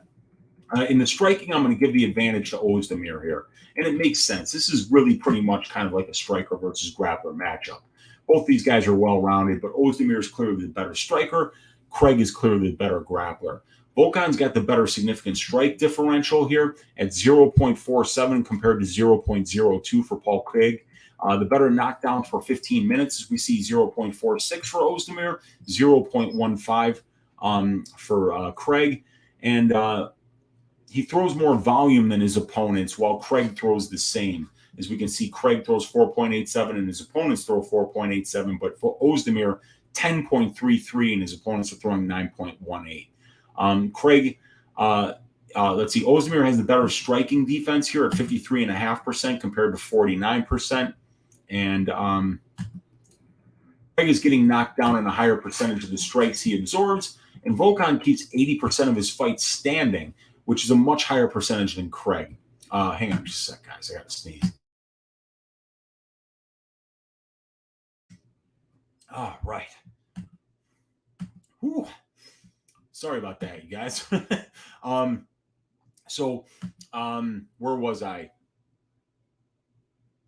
Yeah, Volkan keeping 80% of his fights standing, which is a much higher percentage than Craig, who's only keeping 38% of his fights standing. So Volkan is clearly more comfortable and skilled standing here. But in the grappling, it's advantage Craig.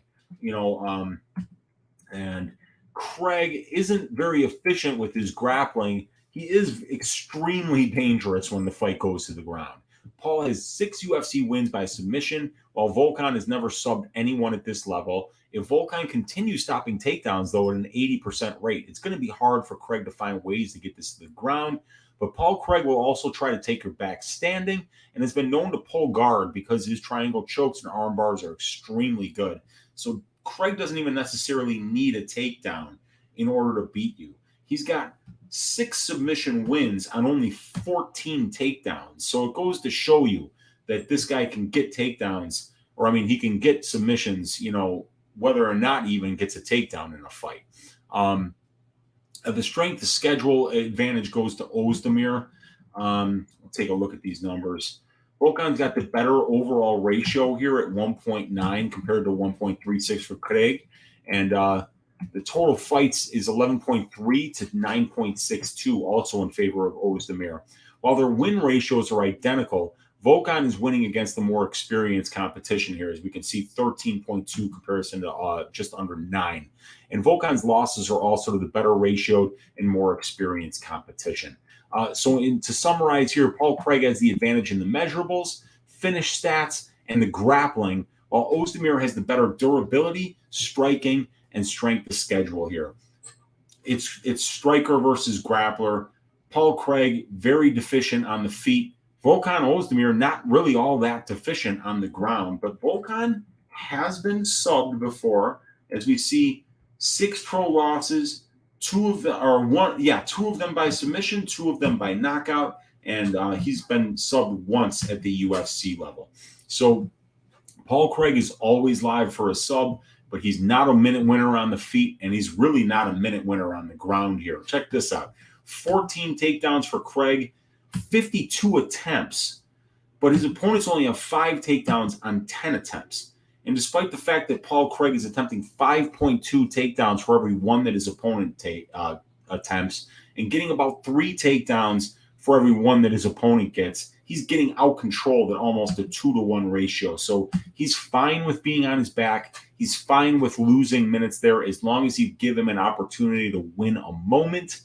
All it takes is one, and it can happen 899 seconds into a fight like it did when he handed Magomed Ankalaev his only UFC loss. So in this fight, I'm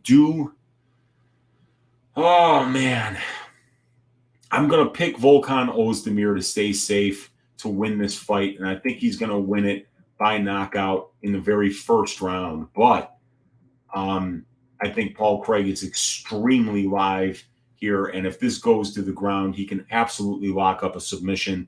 I've got this fight in a parlay with another one. The fight doesn't go to decision for 2.5 units at minus 102. The other fight is the main event fight doesn't go to decision that I have this parlayed with. It's one of my biggest bets of the week.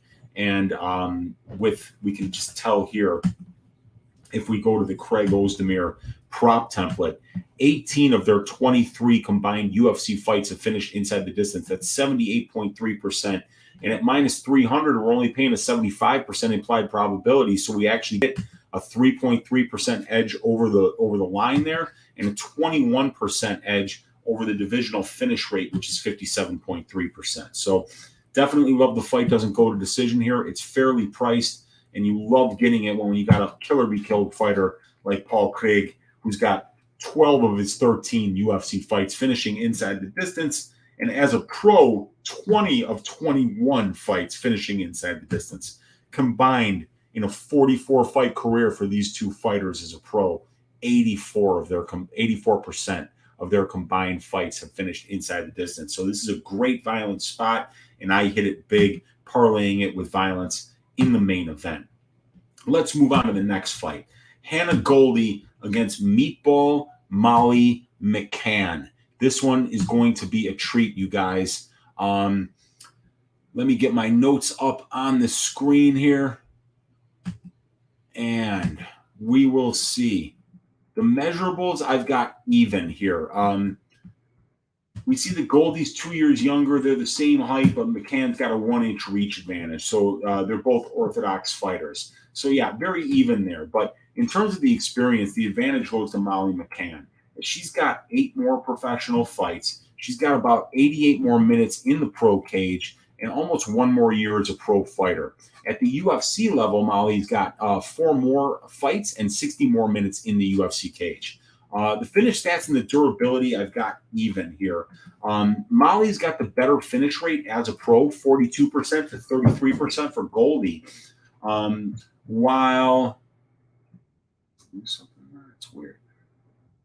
And it's Goldy who has a better finish rate at the UFC level, though, as she's finished 1 of her 2 wins, 50%, while Molly McCann has only finished 1 of 5 wins, and it was her last one out against Luana, Carolina. In 6 combined losses, these ladies have only been finished once, and it was Molly who was finished by submission. So both ladies are quite durable, and neither one is a major finishing threat, despite the fact that both have finished wins in their last fight.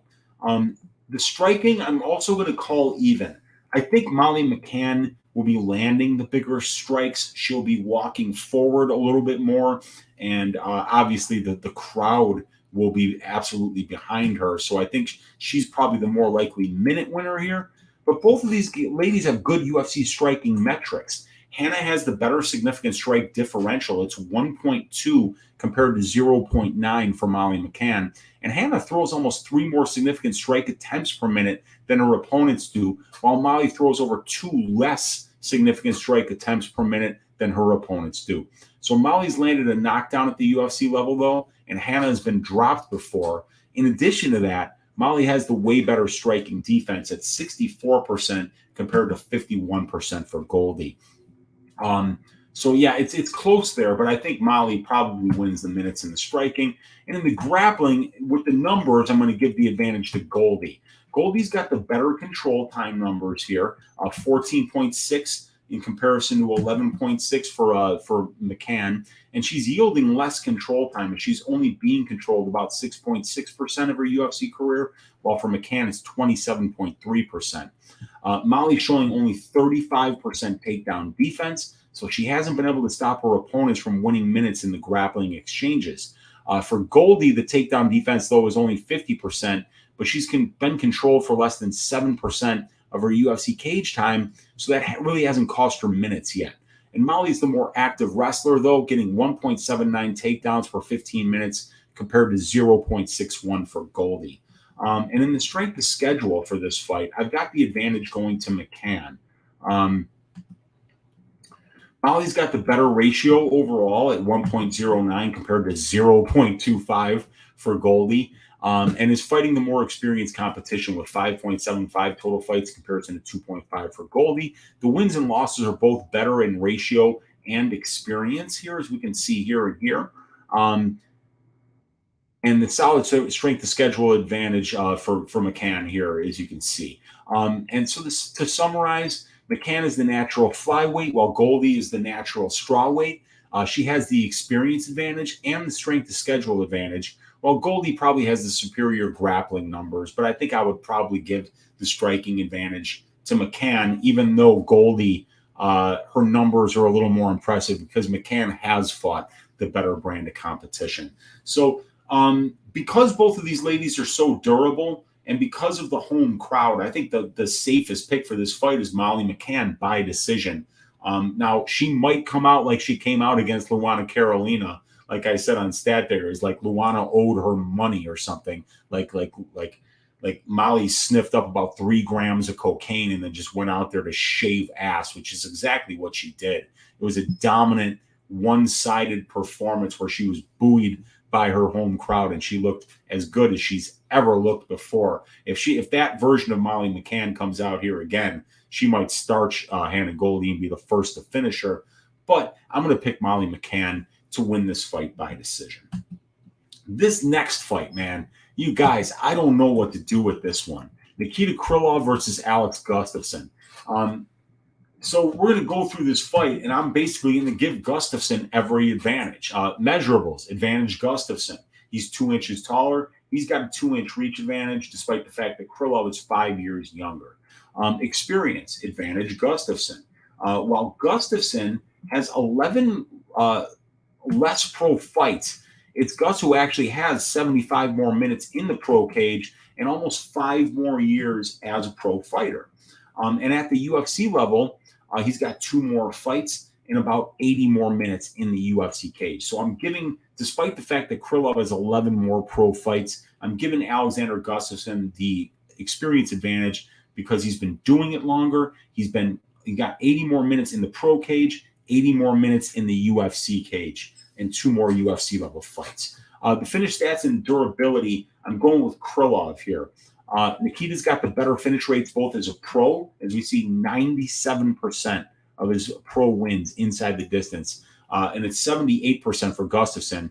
And at the UFC as well, 88% finish rate for Krylov, 70% for Gustafsson. Their finish rates against are pretty much identical in the UFC and overall, so the edge has got to go to Krylov for those stats.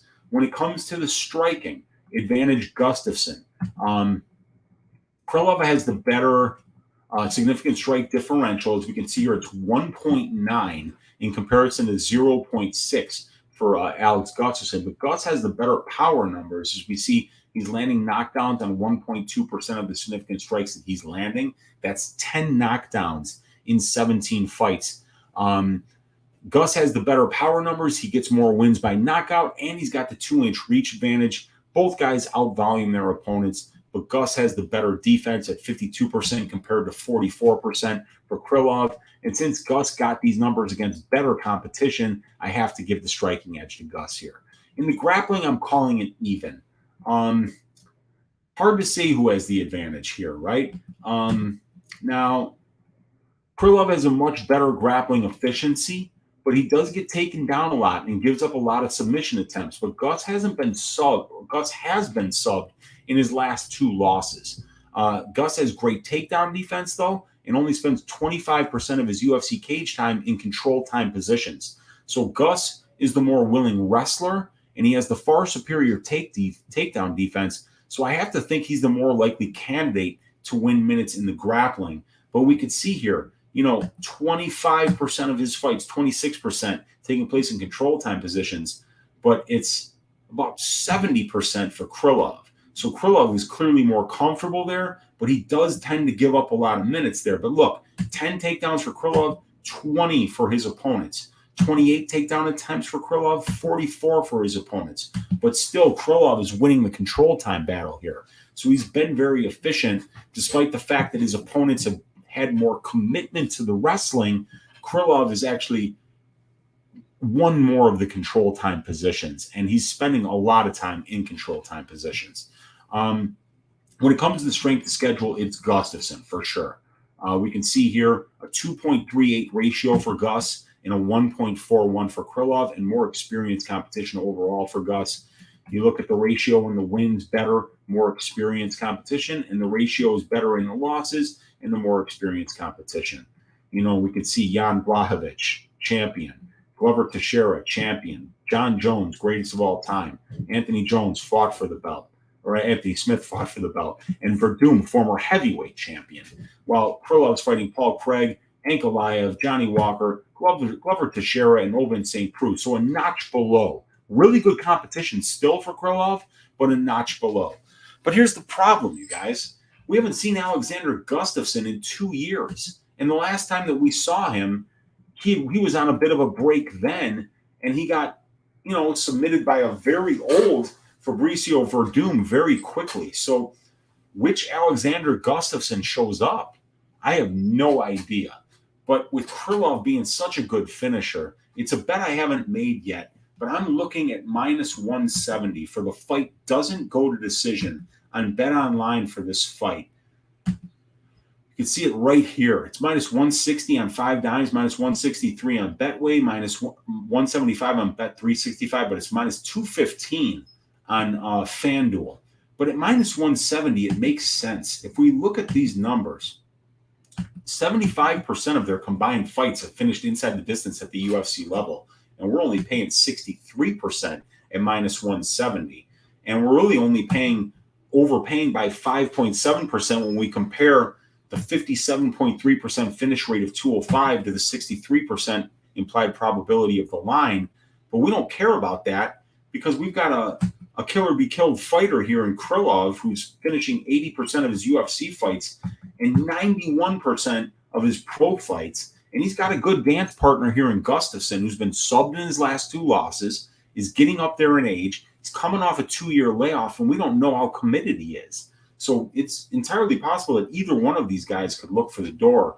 So the bet that I'm going to make on this fight is the violence bet. The fight doesn't go to decision or the under 2.5. I think they're both good looks. They're not overpriced here. And we're getting a 17.7% break when we compare that 75% to the 57.3% finish rate for the division. And we're getting a 12% break when we compare the 75% finish rate of these two fighters to the 63% that we're paying for this fight to finish inside the distance. Gotta love fight doesn't go to decision at minus 170 here. I'm going to be making that bet as well. But the pick, it's so hard to pick.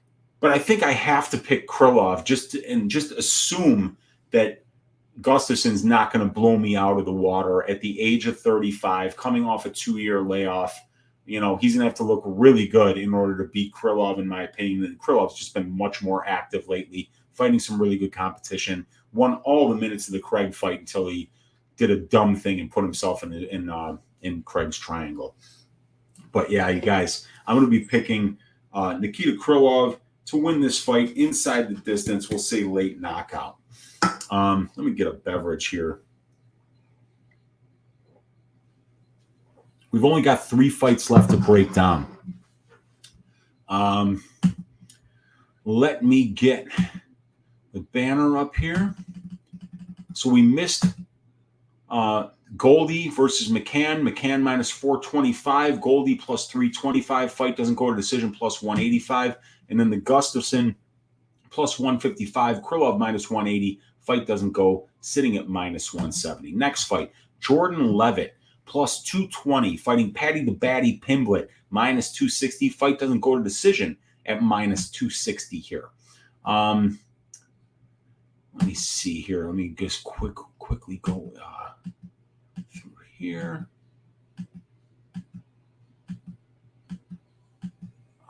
Okay. All right.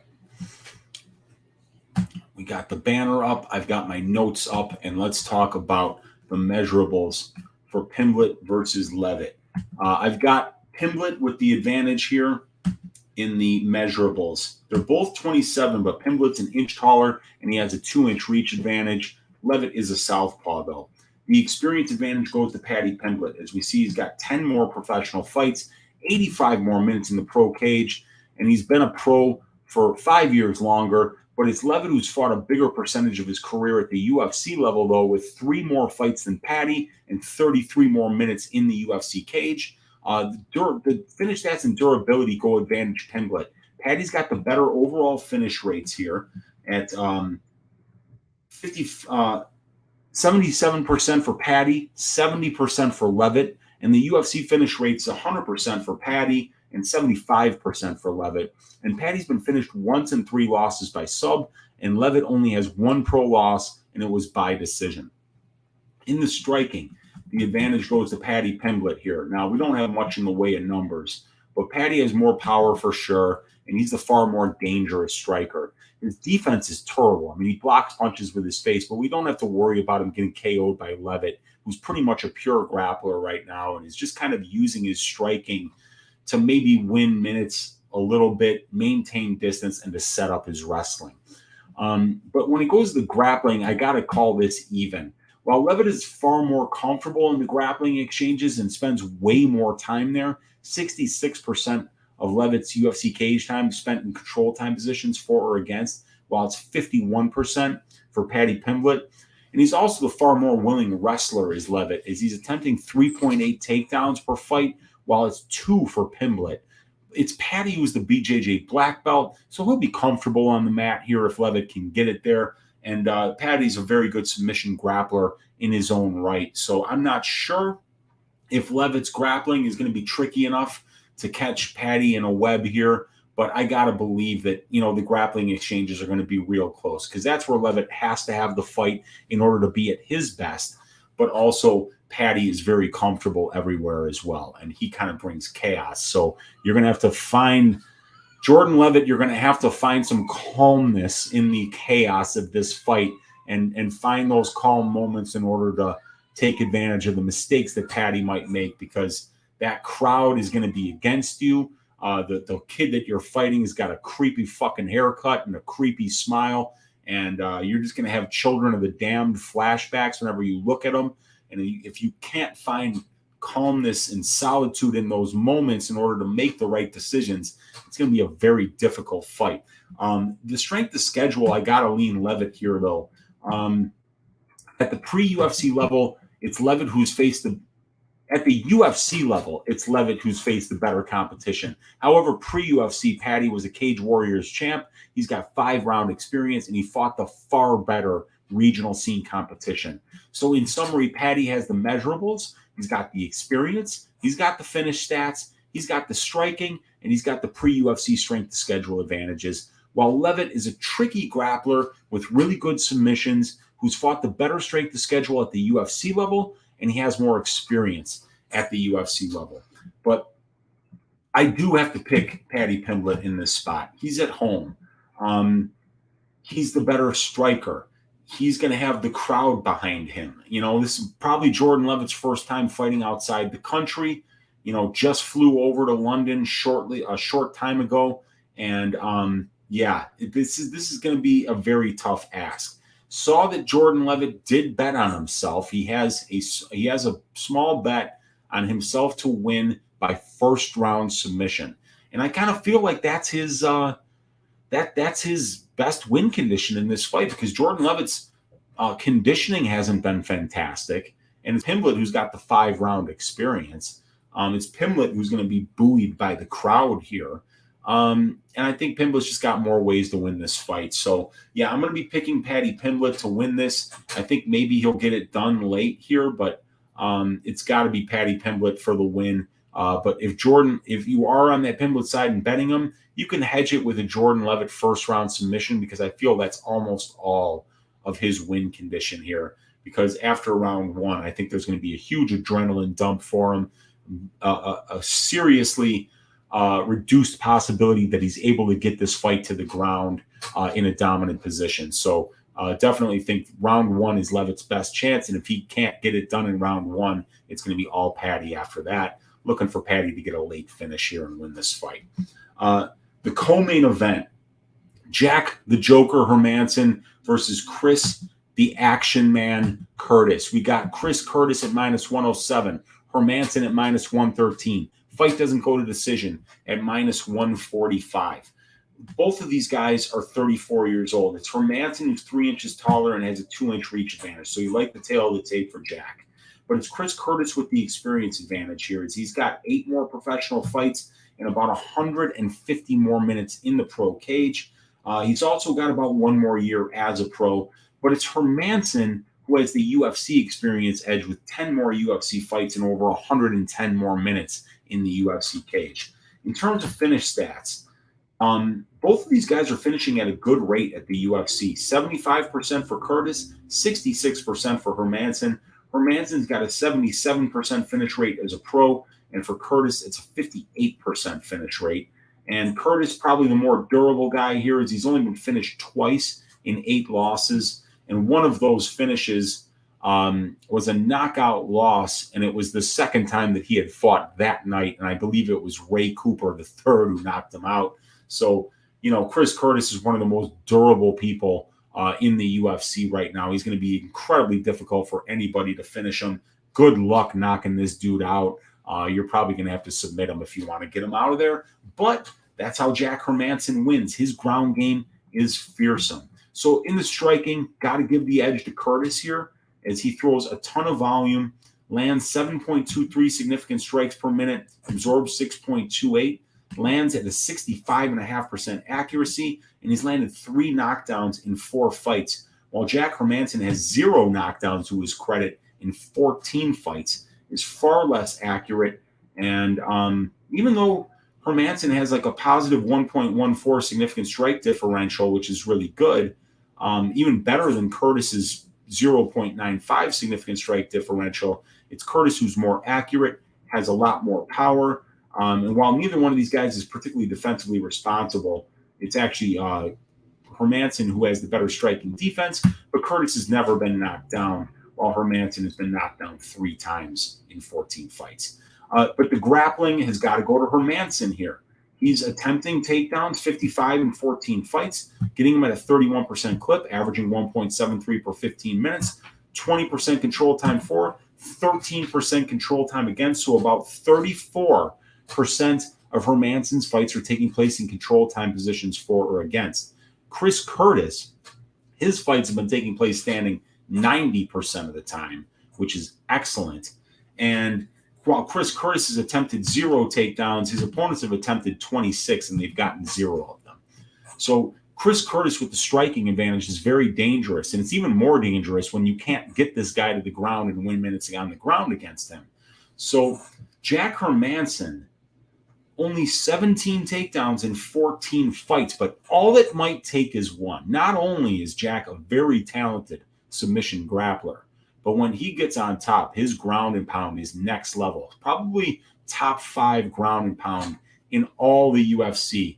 I mean, I'd put him up there with Shavkat Rakhmonov and a couple other guys that are just absolutely fearsome. When you think of ground and pound, you're thinking of Jack Hermansson, you're thinking of Shavkat Rakhmonov, you're thinking of guys like that, guys that are just winning fights with that particular brand of offense.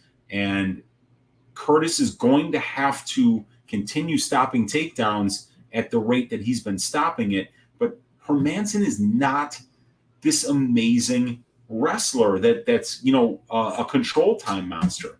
For a guy that's attempting as many takedowns as he has, for him to only be in control time positions 1 out of 3 seconds of his fights is a little bit concerning because, Chris Curtis is only in control time positions 1 out of 10 seconds of his fights. And we've got a 38-minute sample size here for Curtis.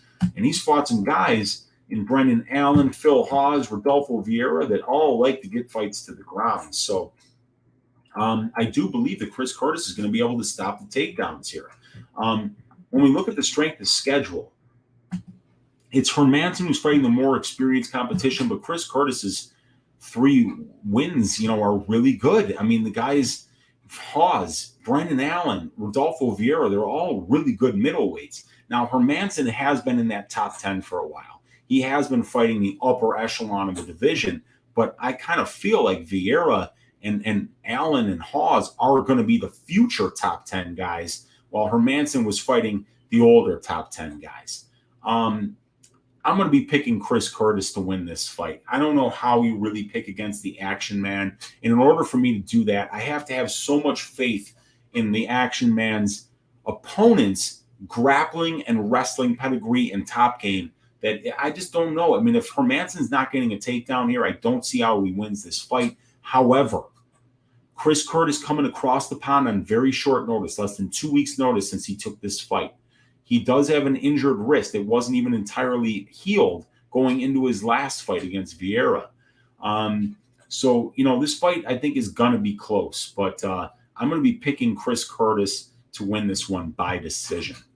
But like I say, I'm very worried if Jack is able to get this fight to the ground, because his guillotines and his ground and pound can absolutely win moments and end fights very quickly. But Curtis is one of the most durable dudes on the planet and very difficult to take down, boasting 100% takedown defense on 26 attempts. So I'm going to be picking Chris Curtis to win it by decision, you guys. That brings us to the main event, the 14th fight that we're going to break down tonight. Tom Aspinall, the UK's very own, in the main event with the friendly crowd behind him, taking on Curtis Razor Blaydes, the fighting pride of Chicago, Illinois. Chi-Town, stand up. Your boy Curtis Blaydes is in the main event once again, and he's looking to use that wrestling to put a style of fight on Tom Aspinall that we haven't seen him deal with since the Stuart He-Man Austin fight back in 2016 when Tom Aspinall was only 22 years old. So this is a very interesting fight. Let me bring up the banner here and the stats. So we see here that Tom Aspinall, 2 years younger than Blaydes, but both of these guys are very young heavyweights. It's Aspinall who's an inch taller, but Blaydes who's going to have the 2-inch reach advantage. Curtis Blaydes has the experience advantage with 6 more pro fights and over 100 more minutes in the pro cage. He's also got a few more months as a pro mixed martial artist, and he's got 10 more fights at the UFC level and 140 more minutes in the UFC cage. We see that Blaydes has only finished his wins by knockout as a pro, 69% finish rate in 16 wins, and a 55% finish rate in 11 wins at the UFC level. And he's been knocked out in all 3 of his pro losses, but those 3 losses came twice against Francis Ngannou and once against one of the hardest hitters in the entire division in Derek Lewis. While Tom Aspinall has a 100% finish rate in 12 career wins, 9 by knockout, 3 by submission, and we got Aspinall finishing all 5 of his UFC wins, 3 by knockout, 2 by submission. He got submissions against Arlovsky and in the last fight against Volkov, and his 3 knockout wins were against Fat Collier, against Alan Badeau, and Sergey Spivak. So if we go to the striking numbers here, got to give the edge to Aspinall on the numbers. He throws way more volume than Curtis. He lands way more volume than Curtis. He's way more accurate than Curtis. He's way more powerful on the percentages than Curtis, and he's landing way more knockdowns per 15 minutes than Curtis. Also, he's absorbing 1 more significant strike per minute than Curtis does, but that's on 3.5 more significant strike attempts than Curtis Blaydes faces. Both of these guys have striking defense over 60%, but Aspinall's is better. And Aspinall's never been knocked down, while Curtis Blaydes has been knocked down 3 times. So definitely got to give that striking advantage to Aspinall. Even though Blaydes has shown some really good striking, he's knocked out Junior Dos Santos. He knocked out Chris Daukaus in his last fight. And Blaydes hopefully isn't falling in love with his hands too much, but he is falling in love with using those hands to be able to set up his takedown attempts and also give his opponent something to think about on the feet, which is now making him even more dangerous, even more well-rounded. Now, we know that Tom Aspinall is a well-rounded mixed martial artist. He's a black belt in Brazilian Jiu-Jitsu. We've seen him get 2 submissions at the UFC level already, while Curtis Blaydes has never even attempted a submission at the UFC level. So Aspinall's got those fast hands and that power on the feet. He's got that Brazilian Jiu-Jitsu on the ground, and we've seen him even get a couple of takedowns in his last couple of fights and use it to win minutes and set up submissions on the ground. So Tom Aspinall and Curtis Blaydes are both very well-rounded. But when it comes to the grappling, right, we've got to figure out which one of these guys is more likely to be able to initiate the grappling exchanges. And Aspinall has attempted 4 takedowns in 5 fights, while Curtis Blaydes has attempted 115 takedowns in 15 fights. And we see these numbers here: 32% control time for, 0% control time against for Aspinall. But look at Blaydes, over 153-minute sample size and 15 fights at the UFC level. He's out-controlling his opponents 52% to 2%. Over a 26-to-1 ratio of control time for to control time against. 6.06 takedowns per 15 minutes. So this is going to be when we're going to see Tom Aspinall actually face a real wrestler. Now, he faced Sergey Spivak, but that was on a couple of days' notice. I think Spivak just took that fight in order to cash a check and bring some money home to his wife and his newborn, because it was a very, very bad fight for him to take on short notice, because the only way you're going to beat Aspinall is if you can get his ass down to the ground and hold him there while avoiding his submission attempts from the bottom. And Blaydes has the ability to do that. But the question is, if he takes down Aspinall, is he going to be able to hold him there? If Aspinall keeps getting up, is Blaydes going to be able to continue to get him down? And if he isn't, is he going to gas out before Tom Aspinall does? And then it's going to be that much easier for Aspinall to land a big shot, to land that big combination with his fast hands and knock out Curtis Blaydes for the 4th time in his career. So that is the crux of this fight. The thing we haven't seen in 5 UFC fights from Aspinall is him face any takedown attempts. He's only seen 2 of them, and they were both from Spivak, and they were half-assed. Blaydes has got so many different ways to take you down. And since we've never seen Tom Aspinall even in a 3rd round before, what happens if Curtis Blaydes does have success with that wrestling early? If he is able to get Tom down, make Tom wear his weight, land ground and pound, get Tom thinking when he's on the feet at the beginning of the next round, when is that next takedown attempt coming, which might then allow Blaydes to have even more success on the feet. Will Blaydes be able to mix the martial arts here well enough and use that experience advantage that he has and that strength of schedule advantage that he has in order to put a game plan together that will get Aspinall thinking too much and will have him thinking more defense than offense? That's what remains to be seen here. I see why Aspinall is the favorite. He's at home. He's the better boxer. He's the better submission grappler. And we haven't really seen what he looks like when he deals with adversity. He might be a total quitter, but we have no idea, do we? Because we haven't really seen anybody win minutes against him yet at the UFC level. And this might be the first time that we actually do see that. And when you go back 6 years into the early footage for Aspinall, this guy's takedown defense is terrible. But he was a kid. He was just a kid, and he was new to the sport. Now he's been in the UFC for 5 fights. He's been training longer. He's been working on that takedown defense. And when you're fighting Curtis Blaydes that you're going to be working on that takedown defense. So this is going to be a great fight. Fight doesn't go to decision is one of my favorite parlay pieces of the year. 5-round heavyweight fights finish just under 80% of the time inside the distance. This thing is still priced at less than 75%. And with Aspinall, you've got a guy who all 5 of his UFC fights have finished inside the distance, and 100% of his pro fights have finished inside the distance. And he's never even seen a 3rd round. So fight doesn't go to decision. Fantastic bet. I'm going to pick Tom Aspinall to win this fight by 2nd round knockout. But I could see Blaydes having success here. I cannot wait for this main event matchup here. But yeah, the last pick for the main event is going to be Tom Aspinall, 2nd round knockout. We did it, you guys. We broke down all 14 of these fights. So let's now go into all the tracked bets that I have on this card, which is a lot more than I've had over the last couple of weeks. So we're going to start by bringing up this ticker. The very first bet is a money line bet. Victoria Leonardo, a 1-unit money line bet at plus 124 for her to beat Mandy Bohm. The next one is a parlay. It's a violence parlay. Fight doesn't go to decision for Blaydes Aspinall, parlayed with fight doesn't go to decision for Oezdemir Craig. I hit that for 2.5 units at minus 102 on FanDuel earlier in the week when the Oezdemir one was at minus 290, and when the Blaydes one was at minus 210. The next one, Amirkhani, round one submission, 0.25 units for plus 800.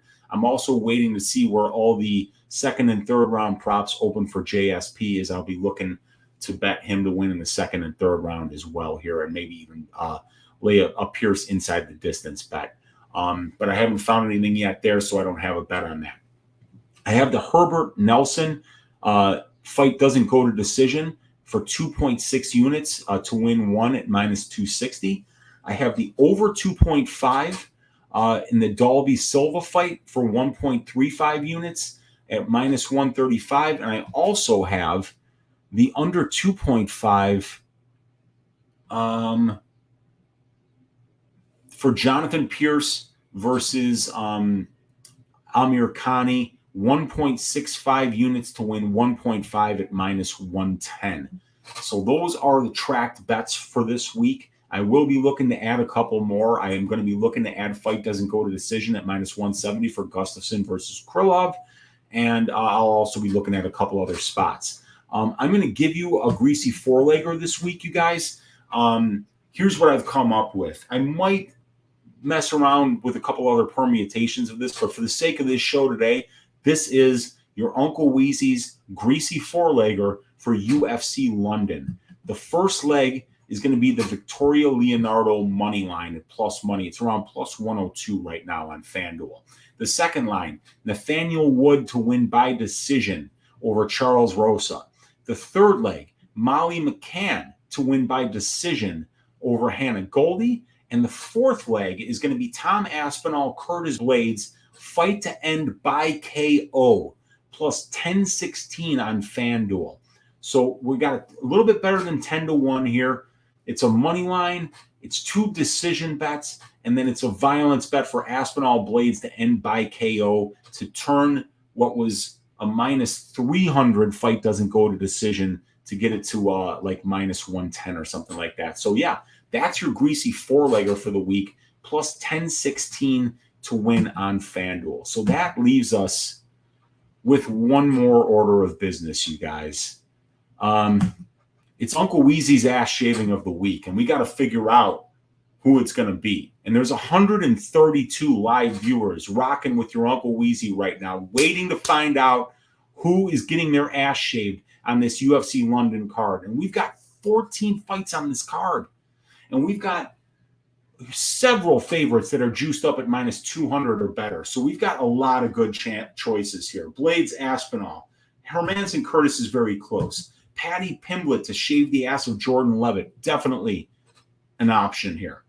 You know, Krylov, Gustafsson, I'm not doing it. McCann, Goldy's females. I don't make females ass shaving of the week because of the variance. Craig Oezdemir. Somebody could certainly get their ass shaved in this one, and it could potentially be Craig by knockout getting his ass shaved. Klein versus Jones. Jones taking this fight on kind of short notice here, but I think Jones is better everywhere, and I certainly could see him shaving the ass of Ludovic Klein, who looks to be a little bit of a fraud. After that first head kick knockout over Shane Young, he hasn't shown much at the UFC level. Now, Diakiese is a big favorite here over Damir Hadzovic, and I see a number of different ways for him to win this fight. Wood is a huge favorite here over Charles Boston Strong Rosa, and he's a minus 600 favorite right now. I like JSP to shave ass every day. Not picking Mokaev here as a favorite here. I'm picking Johnson, but I'm not making Johnson my ass shaving of the week. Herbert, this dude shaves ass. He's the Black Country banger, and this dude hits like a truck. Bohm Leonardo, no chance. Not women's fight. And then Silva Dalby, no chance.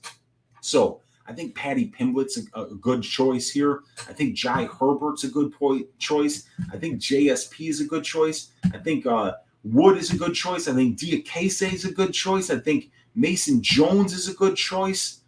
Man, who are we going to go with? Who are you guys going with here? We got Papa Chuck saying Jordan would love it if Paddy shaved his ass. I don't know about that, dude. Cameron Schmurd is saying Rosa loves to get his ass shaved. Yeah, he does, man. And he's saying also, yeah, Diakiese shaving that ass, no doubt. You know, and Dad's file saying pity about Herbert Shin, and that's true, man. And then let's see what else we got here. Mushroom saying Diakiese.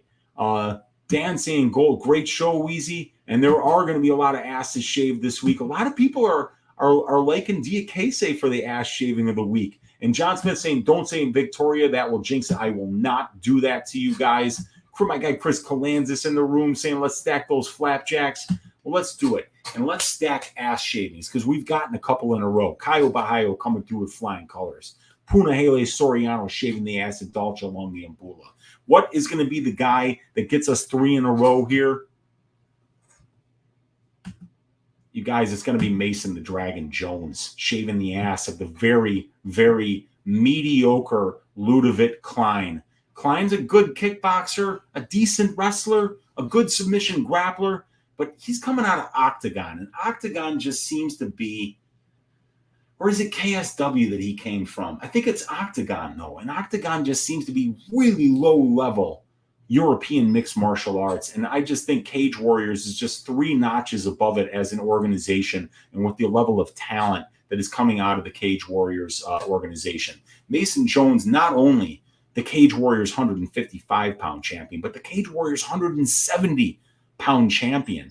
This guy is much bigger here, much taller, walks forward, pressures, and when he pressures Ludovic Klein, he will be bringing the ass shaving with him, razor, shaving cream, and we're going to take care of business. You guys, Uncle Weezy's ass shaving of the week, Mason Jones to shave the ass of the Slovakian Ludovic Klein.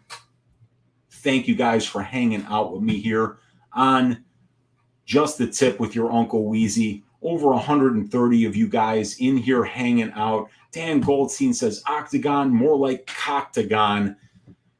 I couldn't have said it better myself, and I guess what we're going to do is we're going to leave on that note, given it to us by my guy, Dan Goldstein. You guys, thank each and every one of you guys for spending the last 2 hours of your Tuesday night with me, your host, Uncle Weezy, for Just the Tip. We broke down all 14 fights. We gave you all the track bets for the week. We gave you a greasy 4-legger. We promised that Mason Jones is going to shave the ass of Ludovic Klein. The only thing left for us to do is to stack cash tickets like flapjacks for UFC London. You can check me out tomorrow on Pub Sports Radio, 6 o'clock Central Time for the DFS show. And you can check me out tomorrow night right here on Uncle Weezy's channel, 10:30 Central Time. Ask Weezy. We're bringing it back this week. It's too good of a card. You guys have got too many questions about what's going to happen on this card, about what to bet on. You want to look at the prop template. You want to look at the matchup templates. You want to look at the database. You want to ask your Uncle Weezy any of the questions that I could possibly have about the data on this card. Show up tomorrow night, 10:30 Central Time, after the Club and Sub podcast for Ask Weezy, and I will see you guys there. God bless each and every one of you guys, and let's stack cash tickets like flapjacks for UFC London. I will see you guys tomorrow. Be well.